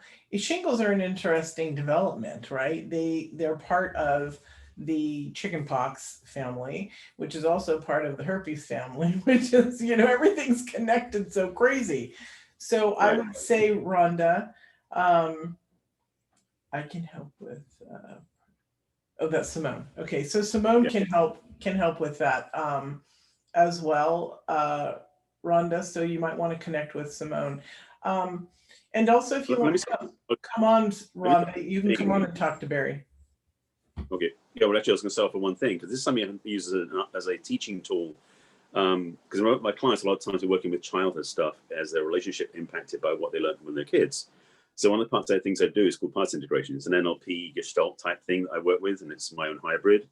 And so I'd always recognize that pain as well, though suffering, is a part of ourselves we can talk to. So when I talk about doing parts integration, like you talk to your inner child, you have a discussion, externalizing your imagination, externalizing that part of you to talk to it. You do the same thing with pain, as bizarre as it sounds. But if, for example, you're dealing with shingles, or maybe it's a toothache, or maybe it's you sprained an ankle, whatever it is, you can actually, if you choose to, and doing your own privacy, your own home, we're not disturbed by people, because it sounds really strange to do it, but you literally give that part of yourself a voice. And so you ask it questions and you listen for the answer to get back, because again, pain is a messenger. So you might discover when you do talk to the part of yourself, you may get clues of what you need to do to resolve it. It may not go away on its own, although sometimes it does. I've actually seen it happen. I've had it myself, where I talked to a part of myself, I had a backache. When I listened to what it was telling me, the pain went away. So it can resolve itself, although I still recommend you to get treatment as needed. But the thing is, if you do have a dialogue, a conversation, a communication with those parts inside that hurt, you actually find yourself getting answers to questions that might help you resolve the pain and the underlying cause more effectively. Beautiful. Keep talking, because I'm working on the schedule of other speakers here. Sorry. I'll be right back, everybody. Simone, do you have anything to ask Barry about this? Just because Simone's a good talker, a good thinker. Well, I must say that, hi, Barry, I always talk about, this amazing piece of architecture, because we are light and energy. So I love that you, as a metaphysical practitioner, more so than most people, understand that that's exactly what we are. We are light and energy, and the frequency at which we vibrate is what gives us form. And yet we're always looking for material answers to an energetic question. So I loved you coming on today about that. Well, and I wanted to steal something from you. I talk about this amazing architecture. I love you mentioned a vehicle of communication. Mm-hmm. That's what we are. We just communicate frequency based, and we tune into what body needs. Just give it the opportunity to do that. Right. I mean, just to back up to what you said earlier about that seeking an external physical cure. I mean, living in America, I've lived there for a long time. We are so trained to take what we see in the commercials for treatments for diseases we don't know we have and tell our doctors what they should give us. This is a very strange system we have here. This whole country is backwards. So the truth is that when we do start tuning into ourselves and we do listen to that voice and we do take guidance, we can then seek the right help, like what Julie was talking about. Her protocols are definitely not, thankfully, traditional medicine. They're more holistic versus allopathic. All of this discussion is around the fact we can take care of ourselves if we listen to ourselves. When we watch those commercials, we get imprinted or inundated with, this is wrong with you, you should take this drug and tell your doctor about it. What sort of medical is that? And you know, the worst thing of all is that they always tell you what the side effects are. And it always cracks me up when they say, and death is a side effect. Well, the last time I checked, death was the end, right? There's no there's no coming back from death, right? Yeah, side effects, you can get over it. Death is not one of those you get over. No. So yeah, so for me, there's definitely a large component where we've ignored, and we've been trained to by society. It's not a right, wrong thing. Our culture, especially the Western culture, is really focused on illness versus health. So, you know, I think it goes back even further than that. Health now has such a bad connotation. It just doesn't sit well. I think what we're really looking at is wellness, well-being, wellness. And that's what you're about, wellness at an energetic level. And what better place to be in? Because we are energy, and energy medicine should be our first port of call. Absolutely. And the reality for me is that we have become very lazy as a culture, as a population, because we give our power away so that we don't trust what we know. And the challenge is that we are much smarter than we give ourselves credit for. We're much more intuitive, much more wise, much more plugged in, that light, as you said, to ourselves than we give ourselves credit for, which means we give power to somebody else who may not know the best thing for ourselves. So do the inner work first. Check in with yourself, listen to that inner voice, get the guidance that you need from yourself before you go to seek anybody else's help. It's a much smarter approach. You know, I loved you talking about, you know, trusting your gut, because now more than ever, they're finding that we actually have cells in our brain, our heart and our gut that can communicate. It's called coherence. Yes. And, you know, it's phenomenal. We just need to trust it and understand. And, you know, the other thing that I find crazy, people go to their doctor, the doctor will write the prescription, they'll go to the pharmacy and they'll fill it. Come to you or come to me for light therapy. They'll want to know the inside and of everything. Is it peer reviewed? Is it this? Are there clinical trials? And I'll go, yes, yes, yes. But do you ask that of your doctor? Do you ask your doctor for the peer review studies? Because chances are, if you did, you wouldn't take the medication. Right. No, we have definitely got an interesting disproportion of comparison between qualifications. So yeah, it's very true. But again, when you trust yourself, you don't need any qualification from somebody else. You know yourself when you're willing to ask the right questions. And you said something, another thing was trusting your own power. It's trusting our innate intelligence. Yeah, absolutely. Beautiful. I love it. We will be having on our next guest soon. There's two more. There was a third, but she probably won't be able to make it because she's in the high desert somewhere, Darcy Bolden. And so if the guests who are on now want to stay, we will open it back up to you guys. So the experts, if you want to stay, please do.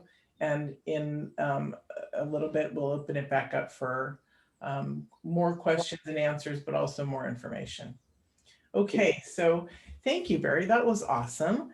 Will you hang around with us? Hang around for a little bit. Yeah, I've got something to do, but I'll be here for a bit. Okay. And you and I also have a meeting later. Yes, we have a new book out, everybody. So we're excited. Okay, so let's see. Oh, let me just clarify that. The magazine Bella Mia is coming back with an anniversary issue, and that's our new book. It's being made into a like the size of a children's book, a 9 by 12, to represent a magazine, soft cover.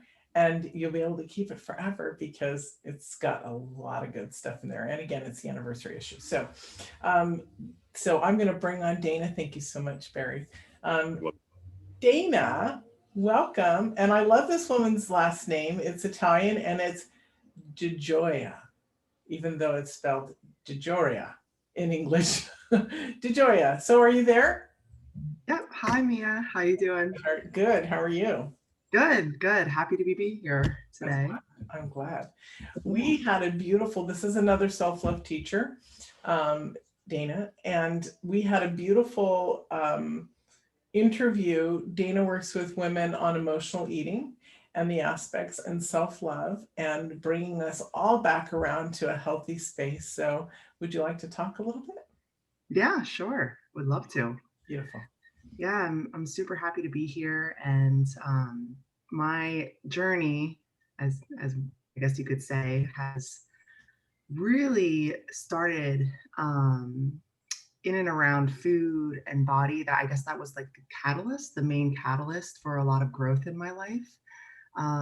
After kind of struggling with it for years and years and trying all these different diets and going on these intense exercise regimens and like setting all of these crazy goals, you know, come Monday, I'm going to be doing this thing. And then by Friday, I would be eating my feelings. And I was just like, I was at a loss really. And I eventually kind of started looking into things a little bit deeper and a little bit further. And eventually I kind of caught on that there was more to it than met the eye, really.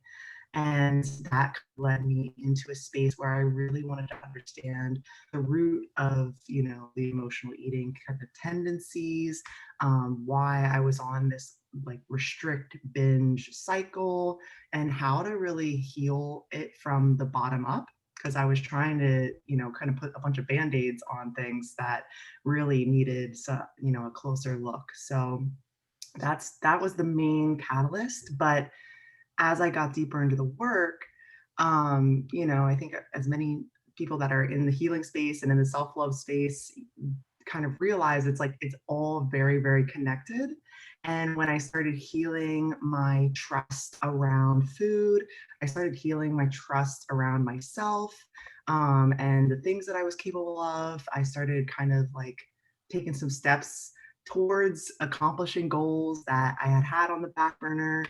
Because once I started trusting myself to feed myself well and, you know, work out in a way that felt good and that wasn't intense, and it really did heal trust, like the self-trust, self-love on a much deeper level. So it was something that was an unexpected surprise. And I was actually working with a coach, a self-love coach at the time, and I thought she was just gonna like, you know, kind of teach me how to eat normally around food, but really we went deep. We went deep into a lot of inner child work. We went deep into kind of like emotional, you know, using some emotional responsibility, using your own self-agency to kind of really feel into what's best for you and really reconnect not only with your intuition around eating and movement, but your intuition around everything. So it was crazy. It kind of blew my mind. So I was very, you know, very intent on spreading the word that it doesn't really have to be as it was. Like, it doesn't have to be as complicated as it was around food. It doesn't have to, and there's ways to heal that seem unrelated, but are actually kind of the key. Mm-hmm. So that's kind of, yeah, that's kind of how I got, as soon as I saw what was going on, I was like, I got to tell people about this. So that's what brought me into the work. Mm-hmm. And I really love the fact, everyone on the line, this woman used to work in Hollywood on special effects. So she's a very well-educated woman, and she's, you know, this is what I love. We have so many beautiful people who are here today that are phenomenal at what they've done before, but they chose to support others in their work. And so they shift and change. And I love this. This conversation about food stems back from our early childhood stuff. We have food issues because we're forced to sit at the table. We're forced to do this. We're forced to do that. And so as our beautiful little bodies and minds are developing, we get confused and we get upset. We're trying to make, in the younger mindset, we're trying to make things make sense. And so we know there's different stages that our brain develops, and it doesn't finish developing until it's 25 years old. So we're dealing with a lot of younger issues, and I'm glad that you brought this up. Julie wrote on here, which made me remember something. Julie said, my sisters struggle with eating disorders. One of them almost died. When you said that, Julie, I remembered back to my sister always being extremely thin my entire life. And she used to tell me that it was her way of controlling her life. And she did almost die, and she was put into a facility, and it got better. She got better. She got healthy. And people who have, she was on the underside. She was down to like 76 pounds. And so people who have an eating, people will look at somebody who's slightly heavier and say, oh, they've got an eating disorder. Okay, wipe your mouth out with soap for that, because that's not necessarily true. Okay, we need to reframe everything. When I said wipe your mouth out with soap, that's so funny. That's like what my mom would have said. Going back to the childhood stuff here.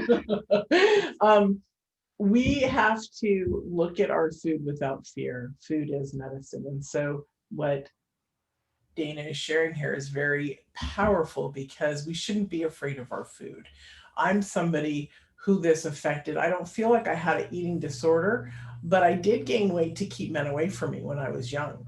I had been raped and I had a stalker, and it was my way. I asked my husband, Julie too, she's waving her hand there. I asked my husband when I was 18 and 19 to please make the men stop. They used to send drinks, they would come over and talk to me. And I asked my husband to please make him stop. And his response was, I didn't know I was a trophy wife. I didn't know what that was, but he was almost 10 years older. So what he said was, no, I like it. And I felt like I was going to be raped again. So my resolve was to eat my way out of cultures that would look at me and make passes at me and bother me. But what that did was it destroyed my body, and disease came. And so I've lost a massive, and with the cancer, I've struggled with my weight my entire life like that. I was always 118 at 5'5", very athletic, until I decided to gain weight. And so what I've learned is the disease that comes is also, like we talked about, the emotional, the mental. And it's so weird, in this healing that I've had right now, I did gain weight because the cancer was asking for sugar and pulling stuff, and didn't know why I needed it. So I've lost 55 pounds in like 2.5 months. So it's very good, when you see me, I'm gonna be this big. And so it's amazing. Well, I find as you are as well too. What, honey? Then you're okay as you are now too, just to be clear. Yes. Well, I feel lighter than I did. I felt sickly. And so that's the point. How do you feel, and what do you want to, for me, I needed it to remove the disease in my body. And plus I didn't want it anymore, the extra weight. So it really is important. So Dana, get back on your mic. I wasn't pushing you away by talking. Oh, no. I was worried about a little bit of feedback from my my laptop, but yeah. So I love the work that you do. The moment we met before this show, I'm like, you have to come on, and you're like, do I? And I said, yes, you have to. So I'm very grateful. Yeah, and like you were saying, it's something that I've been very fortunate and blessed to have stumbled upon this, and just through, this own lived experience, it's kind of gravitated me towards it. And like you were saying, I was in a completely different industry prior to this. I was, I was working on animations for advertising and commercials, and I was a CG artist that was like, doing digital, kind of like art and creativity. And in many ways I kind of had to take a step back and look at what was really going on inside. Because even though on the outside I had all this, I had the job, I was making really good money, I was, you know, living in Los Angeles, I had all this stuff that was going on the surface level. Underneath it all, I was like really struggling. I was really struggling to just like, you know, be normal. And a lot of times it was guised under this, like, oh, I'm just trying to be healthy, so I'm restricting everything and I'm doing this crazy cleanse or this crazy like juice just for my health. But really it was just like there was some serious stuff going on.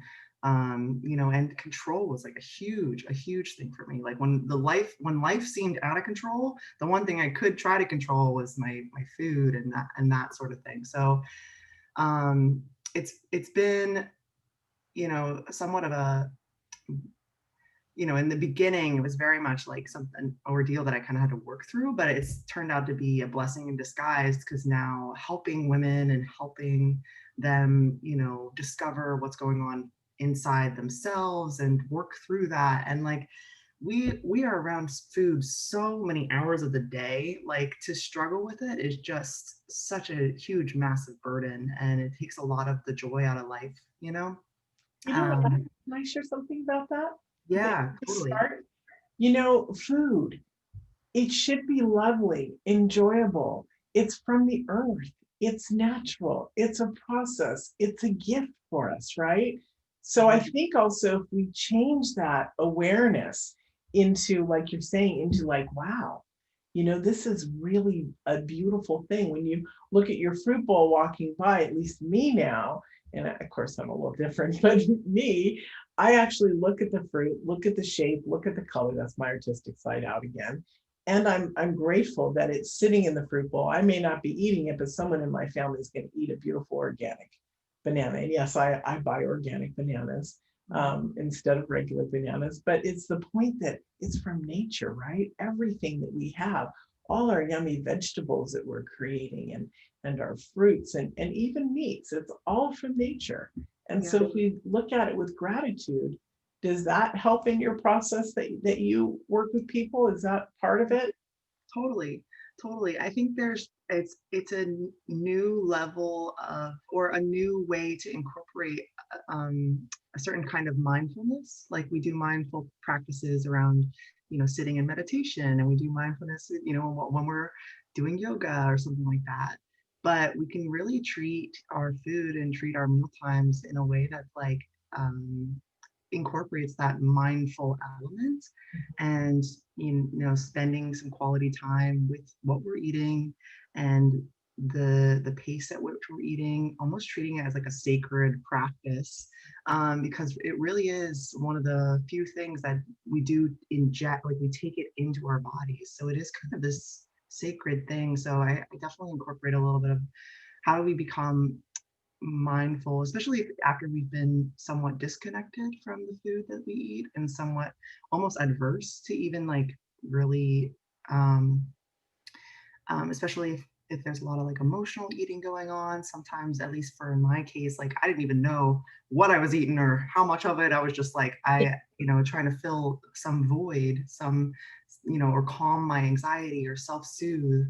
But the mindful element is it's a huge, beautiful aspect that we could incorporate into it, and like treating meal times and food as like this kind of sacred practice, and not necessarily getting too crazy about it, but like just loving on the foods that we eat a little bit more can really help change that dynamic, change that relationship, and change the way that we look at the foods that we eat.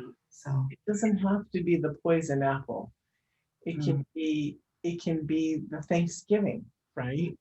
Yeah. It's interesting because in the lines of illness or sickness in our body, or in the lockdown, right? COVID lockdown, we were told by people on social media, we saw it, we all saw it. It's okay if you gain some weight, and it's okay if you eat this and that, you need more comforting. And that's true to a degree, right?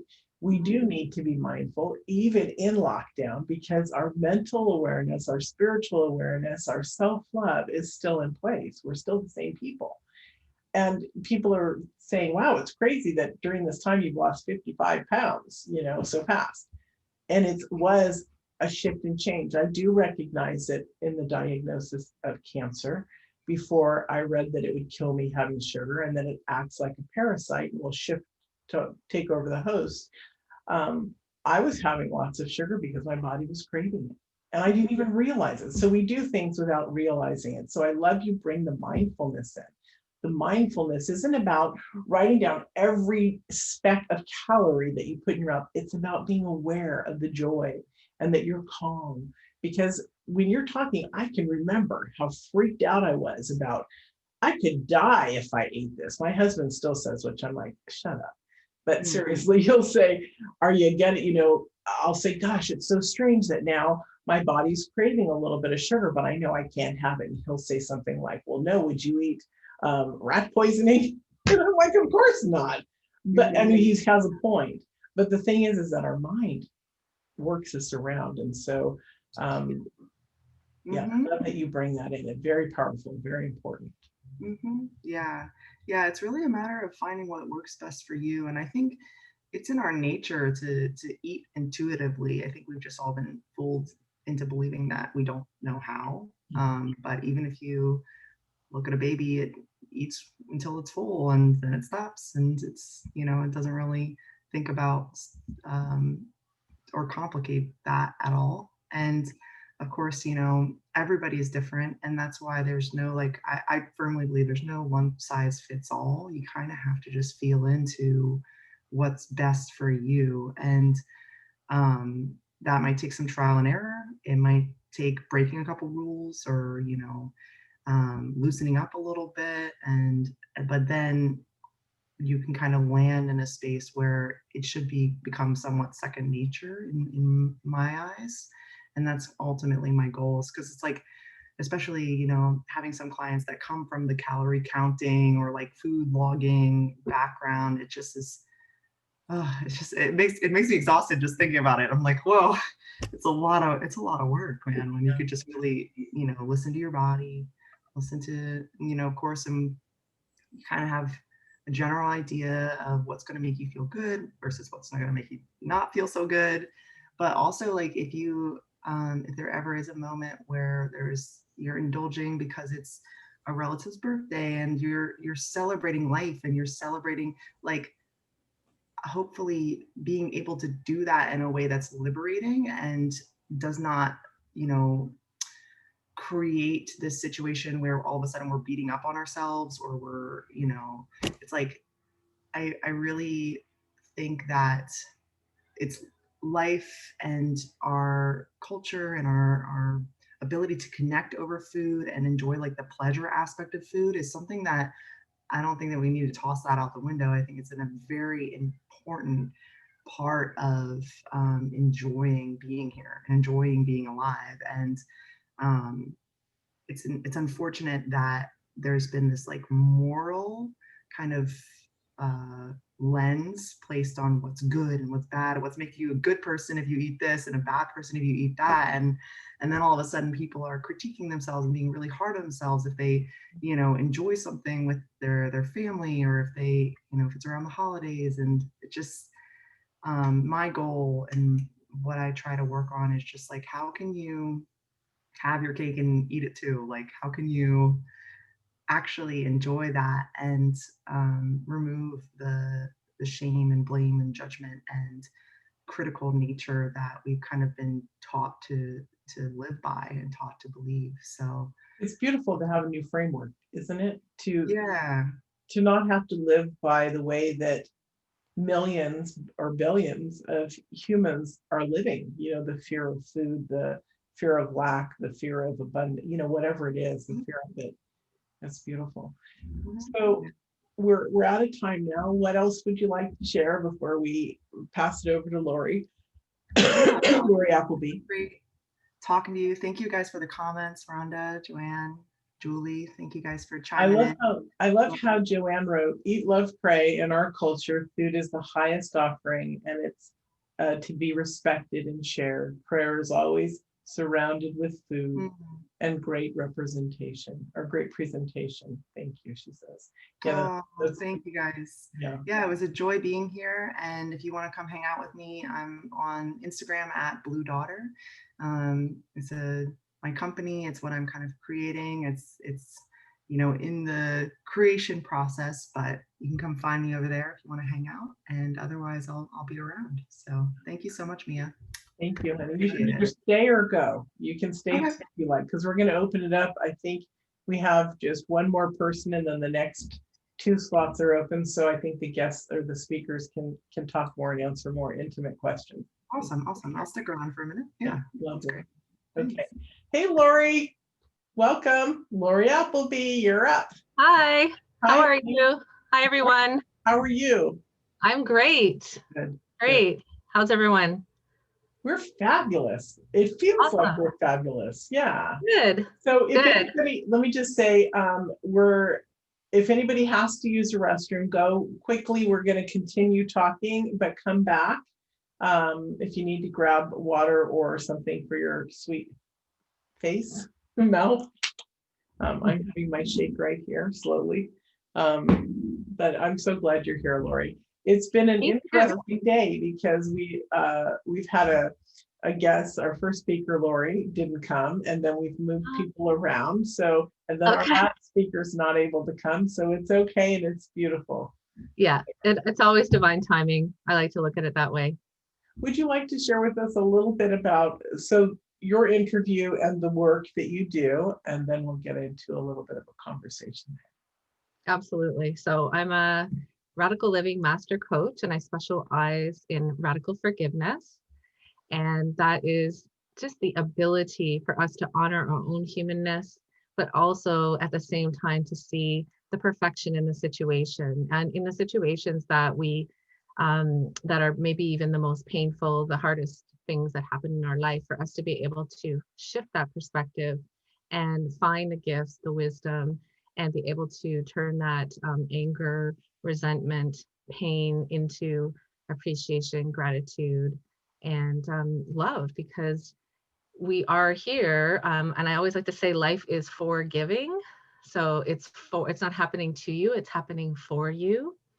And it's giving you something, right? It's giving you a gift of some kind. And that's the wisdom and all that.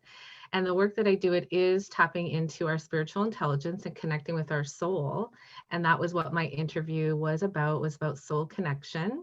And when you're connected with your soul, you're living in flow, you are following your intuition, and you are very aware and observant of your life, and you aren't in those reactive states that I think probably most of us can say that we were in maybe in the earlier years of our life.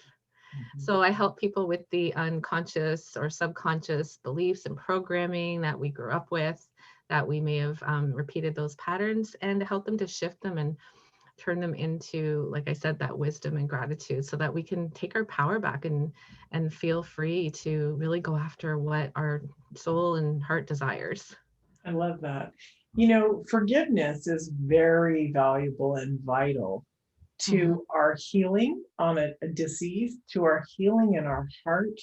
And I will share that part of my emotional issue connected to my disease of cancer was something that happened in my relationship, 8 years ago, 5 years ago. It was a span.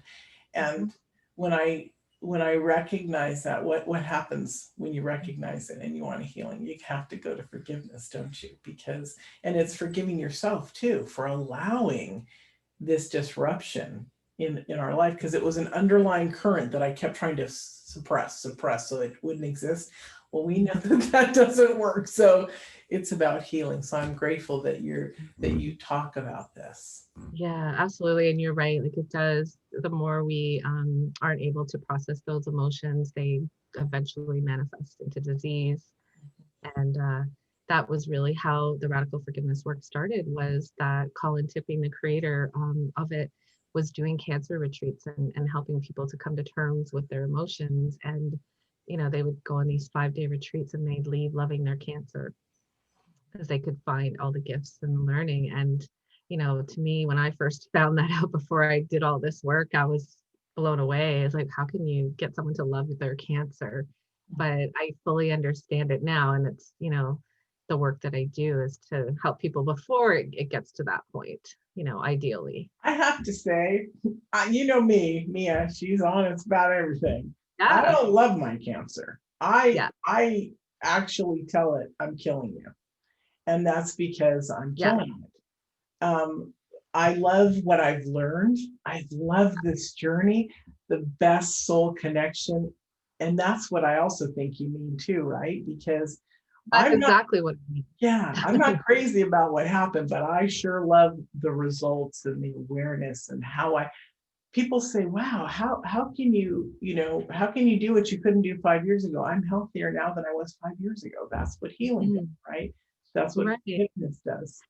Right. So it's this terrible thing that happens, and yet how much growth, like you wouldn't probably even be doing this summit had you I wouldn't. not had cancer. So if you think of it in the point of view of all the people that you're helping, including yourself and all the other lives, you can have appreciation for the experience. Not so when I say loving it, I don't mean actually loving what happened, but all the gifts, all the learning, all the character it built, all the wisdom that you received from having this experience. It's that hero's journey, right? We always have to have that hardship to overcome. And, we don't change unless our back's against the wall most of the time, right? We have to have something pretty heavy duty to wake us up, shake us up, to look and go, okay, there's got to be something more here. And then we start seeking out answers and healing. Yeah, I love that. Yeah. Thank you. Yeah. It's powerful, powerful, powerful stuff to shift the human aspect, the humanness, right? And bring it back to soul or soulfulness. Yeah. Yeah. And that's what I love about it, is it's honoring both sides. It's not all about, oh, it's all love and light and it's all perfect, because we're human. We were here to have these experiences, these feeling experiences. And unless we fully felt them and experienced them, we're going to keep repeating those patterns until we actually do. And then once we've done what we're supposed to do of leaning into it and feeling it, then we can gain that wisdom. And then the experience is no longer needed. Right. And we're able to let it go. Yeah. Really beautiful. I love that. When you experienced those retreats, that must have been a humdinger. Oh yeah, sorry, I didn't personally experience them. That's Colin used to do them, but I did go on a retreat, an intensive retreat with my husband and did radical forgiveness. So it was like 2.5 days of heavy duty emotional release and digging into your story and looking at your shadow aspects or your inner child, whatever you want to call it, and really getting raw and real with yourself. So yeah, absolutely life-changing. It completely changed my marriage. That's what I was going to say. I was going to say, there's a lot of people who will be hearing this, right? Because this is a recorded, and those on the line. I know that this week alone, I've met with 4 new people about their marriages. So can you share a little bit more about the huge transformation this radical forgiveness can do within our own not just our interpersonal relationship with ourselves, but with our mate? It's so important. Absolutely. So I'll just share what happened to a point, just to give some context, that my husband and I met very young. We were just early 20s, sorry. And we both, had emotional pain that we hadn't processed. And it was very fast, intuitive. I don't even know how I got there with him. It was just boom. It was like love at first sight almost kind of thing. And then as things progressed, both his parents passed away and a few other things, and it set us into a codependent relationship.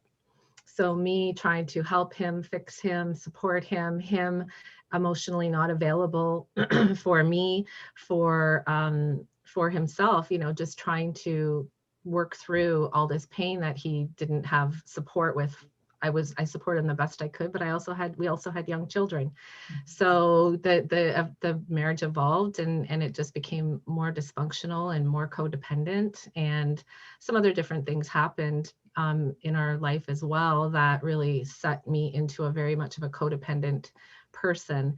And long story short, my grandmother passed away, and I was led to the radical forgiveness work, and I made a very quick, intuitive decision to train for 10 days in Atlanta with Colin and 17 other people. And it completely changed my life. And as I started to heal, it started affecting him too. He did dig his heels in for a while there, and there was a lot of lessons and learning, but I started to see how I was projecting onto him, and I could see how he was projecting onto me. And when we did the workshop that I mentioned, 2.5 days, we had to send our stories in ahead of time. And he called us out right away. I knew we were codependent, but my husband hadn't actually absorbed that. So we got called out right away, and it was amazing. We were both able to heal things within our past, with our parents. And because we learned about projections and we learned about feelings, we were able to it was a gradual process, but we were able to start to allow each other to be able to have our feelings. Before, if I was angry or he was angry or upset or anything, we weren't giving each other that permission, and we weren't validating our feelings. We were taking it all personally. So as we did the healing process and just kept going with it, and we would just became more and more open and more accepting that just because he's angry doesn't mean it has anything to do with me, and vice versa. And now we're really great at holding space for each other. So something happens, he's upset, he's in his feelings. I acknowledge it, and I just let him have them. I don't try to fix him. I don't try to make it better. I ask him, what do you need? Can I do anything for you? No, I just need to be here right now. I said, fine, no problem. I understand. So that in itself was huge for us, because the old way was completely opposite of that. So we were constantly, in this codependent relationship. So the having the feelings and seeing how I guess I was playing the role of his mother, the pain of his mother, and he was playing the role of the pain of my father. We actually recognized that. And, you just, over time, we started to just stop holding we started to have a lot of compassion for ourselves, and not just for each other, but for ourselves. He has compassion for himself. I have compassion for myself. And it's changed everything. Our children were in their late teens when we started, and they've seen the complete change. They're now in their late 20s, and they've seen the complete change in us, and it's beautiful. Like, it's not perfect, but we have all the tools that when anything comes up, we know what to do. It's all good. That's so beautiful. Yeah, try to keep put it in as short as I can so you can have the history of it. But. And it shows people that there's change. We do self-love. Why to change ourselves so that we can have better relationships. And there are times when couples have to dig in together, right? Mm-hmm. Have to dig in together for love. Yes. To make it work, or know that you have to release it. So I love this work. It's beautiful. Yeah, and in saying that, I just want to mention for anyone that might be listening that when I was not saying I was better, but I was ahead of him on it, because obviously I'd done the training and I was really embodying it. And there was a while there that he was digging his heels in, and I started to feel like maybe this isn't going to work. And I did get to the point several times where I had to make choices, and I had to choose myself. Every time I had to choose myself, and I had to be okay and accept that he may not ever change, and that he might not ever stop being angry, and that kind of thing.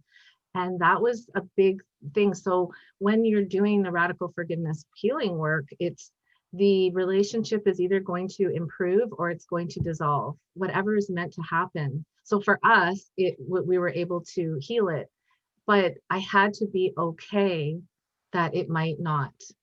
And that was that judgment that I had, no, it has to work. It wasn't, it was holding the energy in place. So when I was able to accept that, you know, he's a sovereign being and he needs to do what's best for him as I am, and be okay with whatever happened and surrender, that was when the shift started to happen. So just for anyone listening, it might be that you're supposed to stay together, but it also might be that once the lessons are learned and the wisdom's gained, then there's no more need for the relationship and it will dissolve and it'll hopefully be amicable, but whatever it is, Beautiful, we have to beautiful honor ourselves word. first. Yeah, that's Honor really ourselves first. Yeah. Thank you. Are there any questions for Lori about this? We all love love, that's for sure. Yeah. It's about trusting too. I loved how you said surrender. When my mom died last year in 2019 in February, for the first time in my life, I've surrendered a lot, but the first time in my life, I was like, okay, I surrender. If it takes as long as it takes as long as it takes. And Yeah. it was a beautiful healing to surrender into that. You know, one, it taught me more about myself, but it also allowed the healing to flow forward, right? Yeah, absolutely. Because the human us wants to have like expectations and time frames and things like that, but you can't put a time frame or an expectation on it. You have to allow whatever's meant to happen. Right, exactly. I love that. Thank you. Thank you. My pleasure. Okay, we now are going to open it up for questions for anyone, and also for the coaches to talk a little bit more, and then we'll probably end early. Let's see. Enjoyed this, my first Zoom. Thank you, Rhonda. Good stuff, gotta run. Okay, it was good to have you. She's gone. Thank you. She's very lovely. Okay, so who wants to talk first of the coaches? Should we just bring them back in order? We're gonna go with, I can't see everybody. Should we go with Julie or Simone first? Now I've got both of you up on. Okay, Julie, you want to talk first? Okay. I just want to thank you for creating this, Mia, and supporting so many people. Thank you. And consistently for so many years. So I know that takes dedication. It's lovely. Thank you. Yeah. It's been a long life. And then I have to go, everybody. I gotta go get my kiddos. No more talkie from Julie. Okay. Thank you, honey. Go ahead. Yeah, and you can always reach me at julie.mcafee@gmail.com.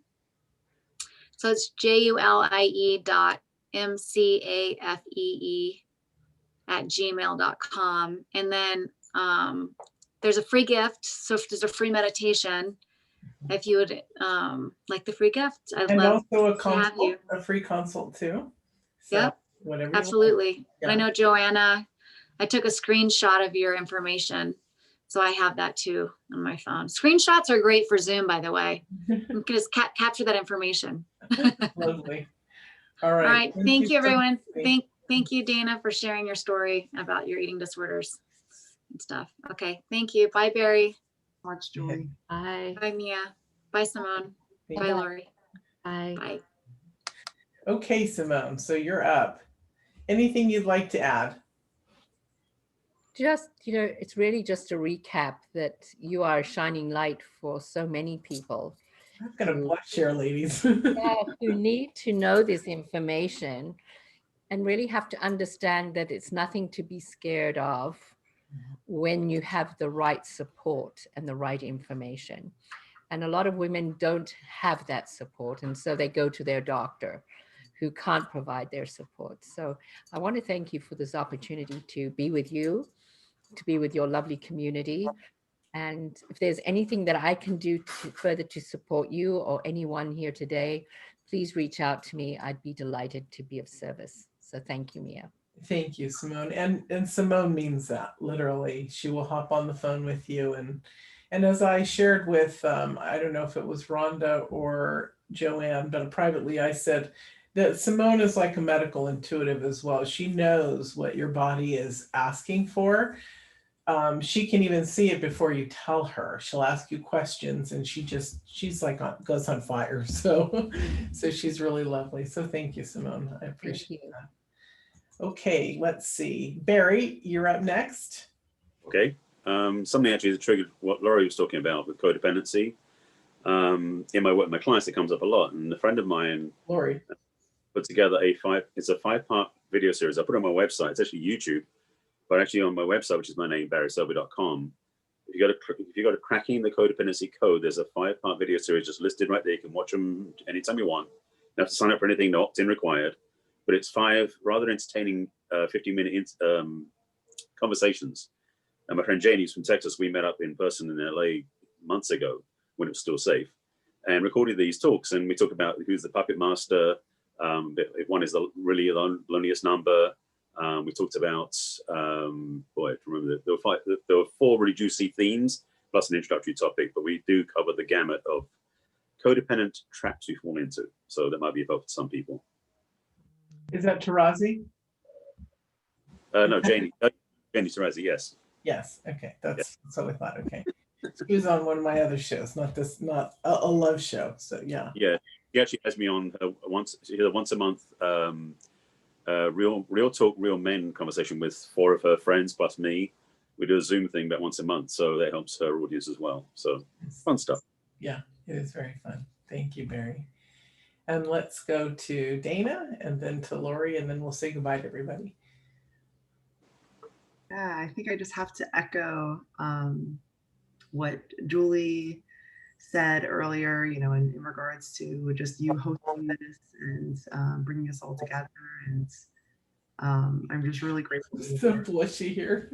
Yeah, well, we met just a couple of weeks before all this went down, and you were like, "Oh yeah, come on in, come join the party." And I was a little bit like, I was nervous about it. It's one of our first big parties, everyone. Yeah, I was like, "What should I do this?" Like, what, and you were just always so welcoming. So I just really appreciate this time, and I really love what you're trying to do here, and I'm just very grateful. And thank you so much for having me on. It's nice. And I'm glad you're here. I knew you would be. Yeah, you were sorry thinking about it, but I knew you would be in the show, period, because you were meant to be part of it. Your message is very valuable. So I'm really grateful you're here. Thank you, honey. You're a beautiful woman. Oh, right back at you. Yeah, we've had a lot of conversations. It's not like I just did. We've had a lot of conversations back and forth. We hang out. So she's one of my new buds. So I love that. Yeah. Well, yeah. Okay. Thank you, sweetheart. Okay, Laura, you're up. Well, yeah, I'm very honored that I was introduced to you and to be part of this. I didn't catch all of the interviews yet, but I'm going to be going back and listening to more.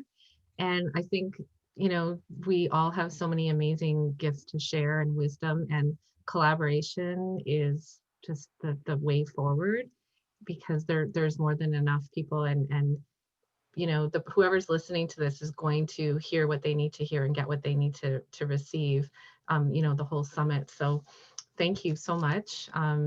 Very honored. And I offered a free gift as well. And also in 2019, I did a forgiveness summit. So if anyone that's watching or is on the recording is interested and wants to learn more about that, you can watch it for free on my site.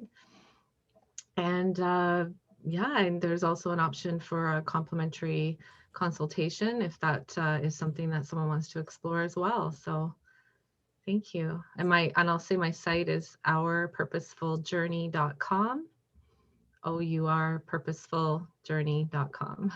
And also, as I mentioned before, you can go to healthandbeautyhackswithmia.com and hit on their photo, and you'll see their bio and their website.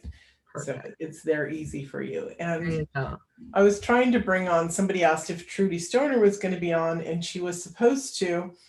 And there was a mix-up there were an abundance of people who wanted to be on. So I'm texting her now, Stephanie, to see if she's around, but she hasn't responded yet, which is my bad. I'm sorry, everyone. There are so many more people that I wanted to have on. It was just really hard to condense everybody. And when you have 22 guests and only like 9 or 10 spots, it's difficult. So I hope you did enjoy the people that are here. Also remember, October 29th, 3 p.m., look out for it. John Gray is here with me live on a talk about health and wellness. And I'm very excited because I got him because he's my new bud. So it's really good. I'm really, really excited about this. So much love to you all. And keep in touch with any of the guests, with all of us. We're here to support you. We love you. And we actually do this stuff because we love big. So thank you very much. And we'll see you in the next one. And remember to come to the John Gray one. I'm going to have some of our, possibly, if it works out with John's schedule, I'm going to have some of our speakers talk as well, because I'd like him to meet them as well. So, all right, everyone, have a great day. Bye. Thank you. Thank you. Thanks, everyone.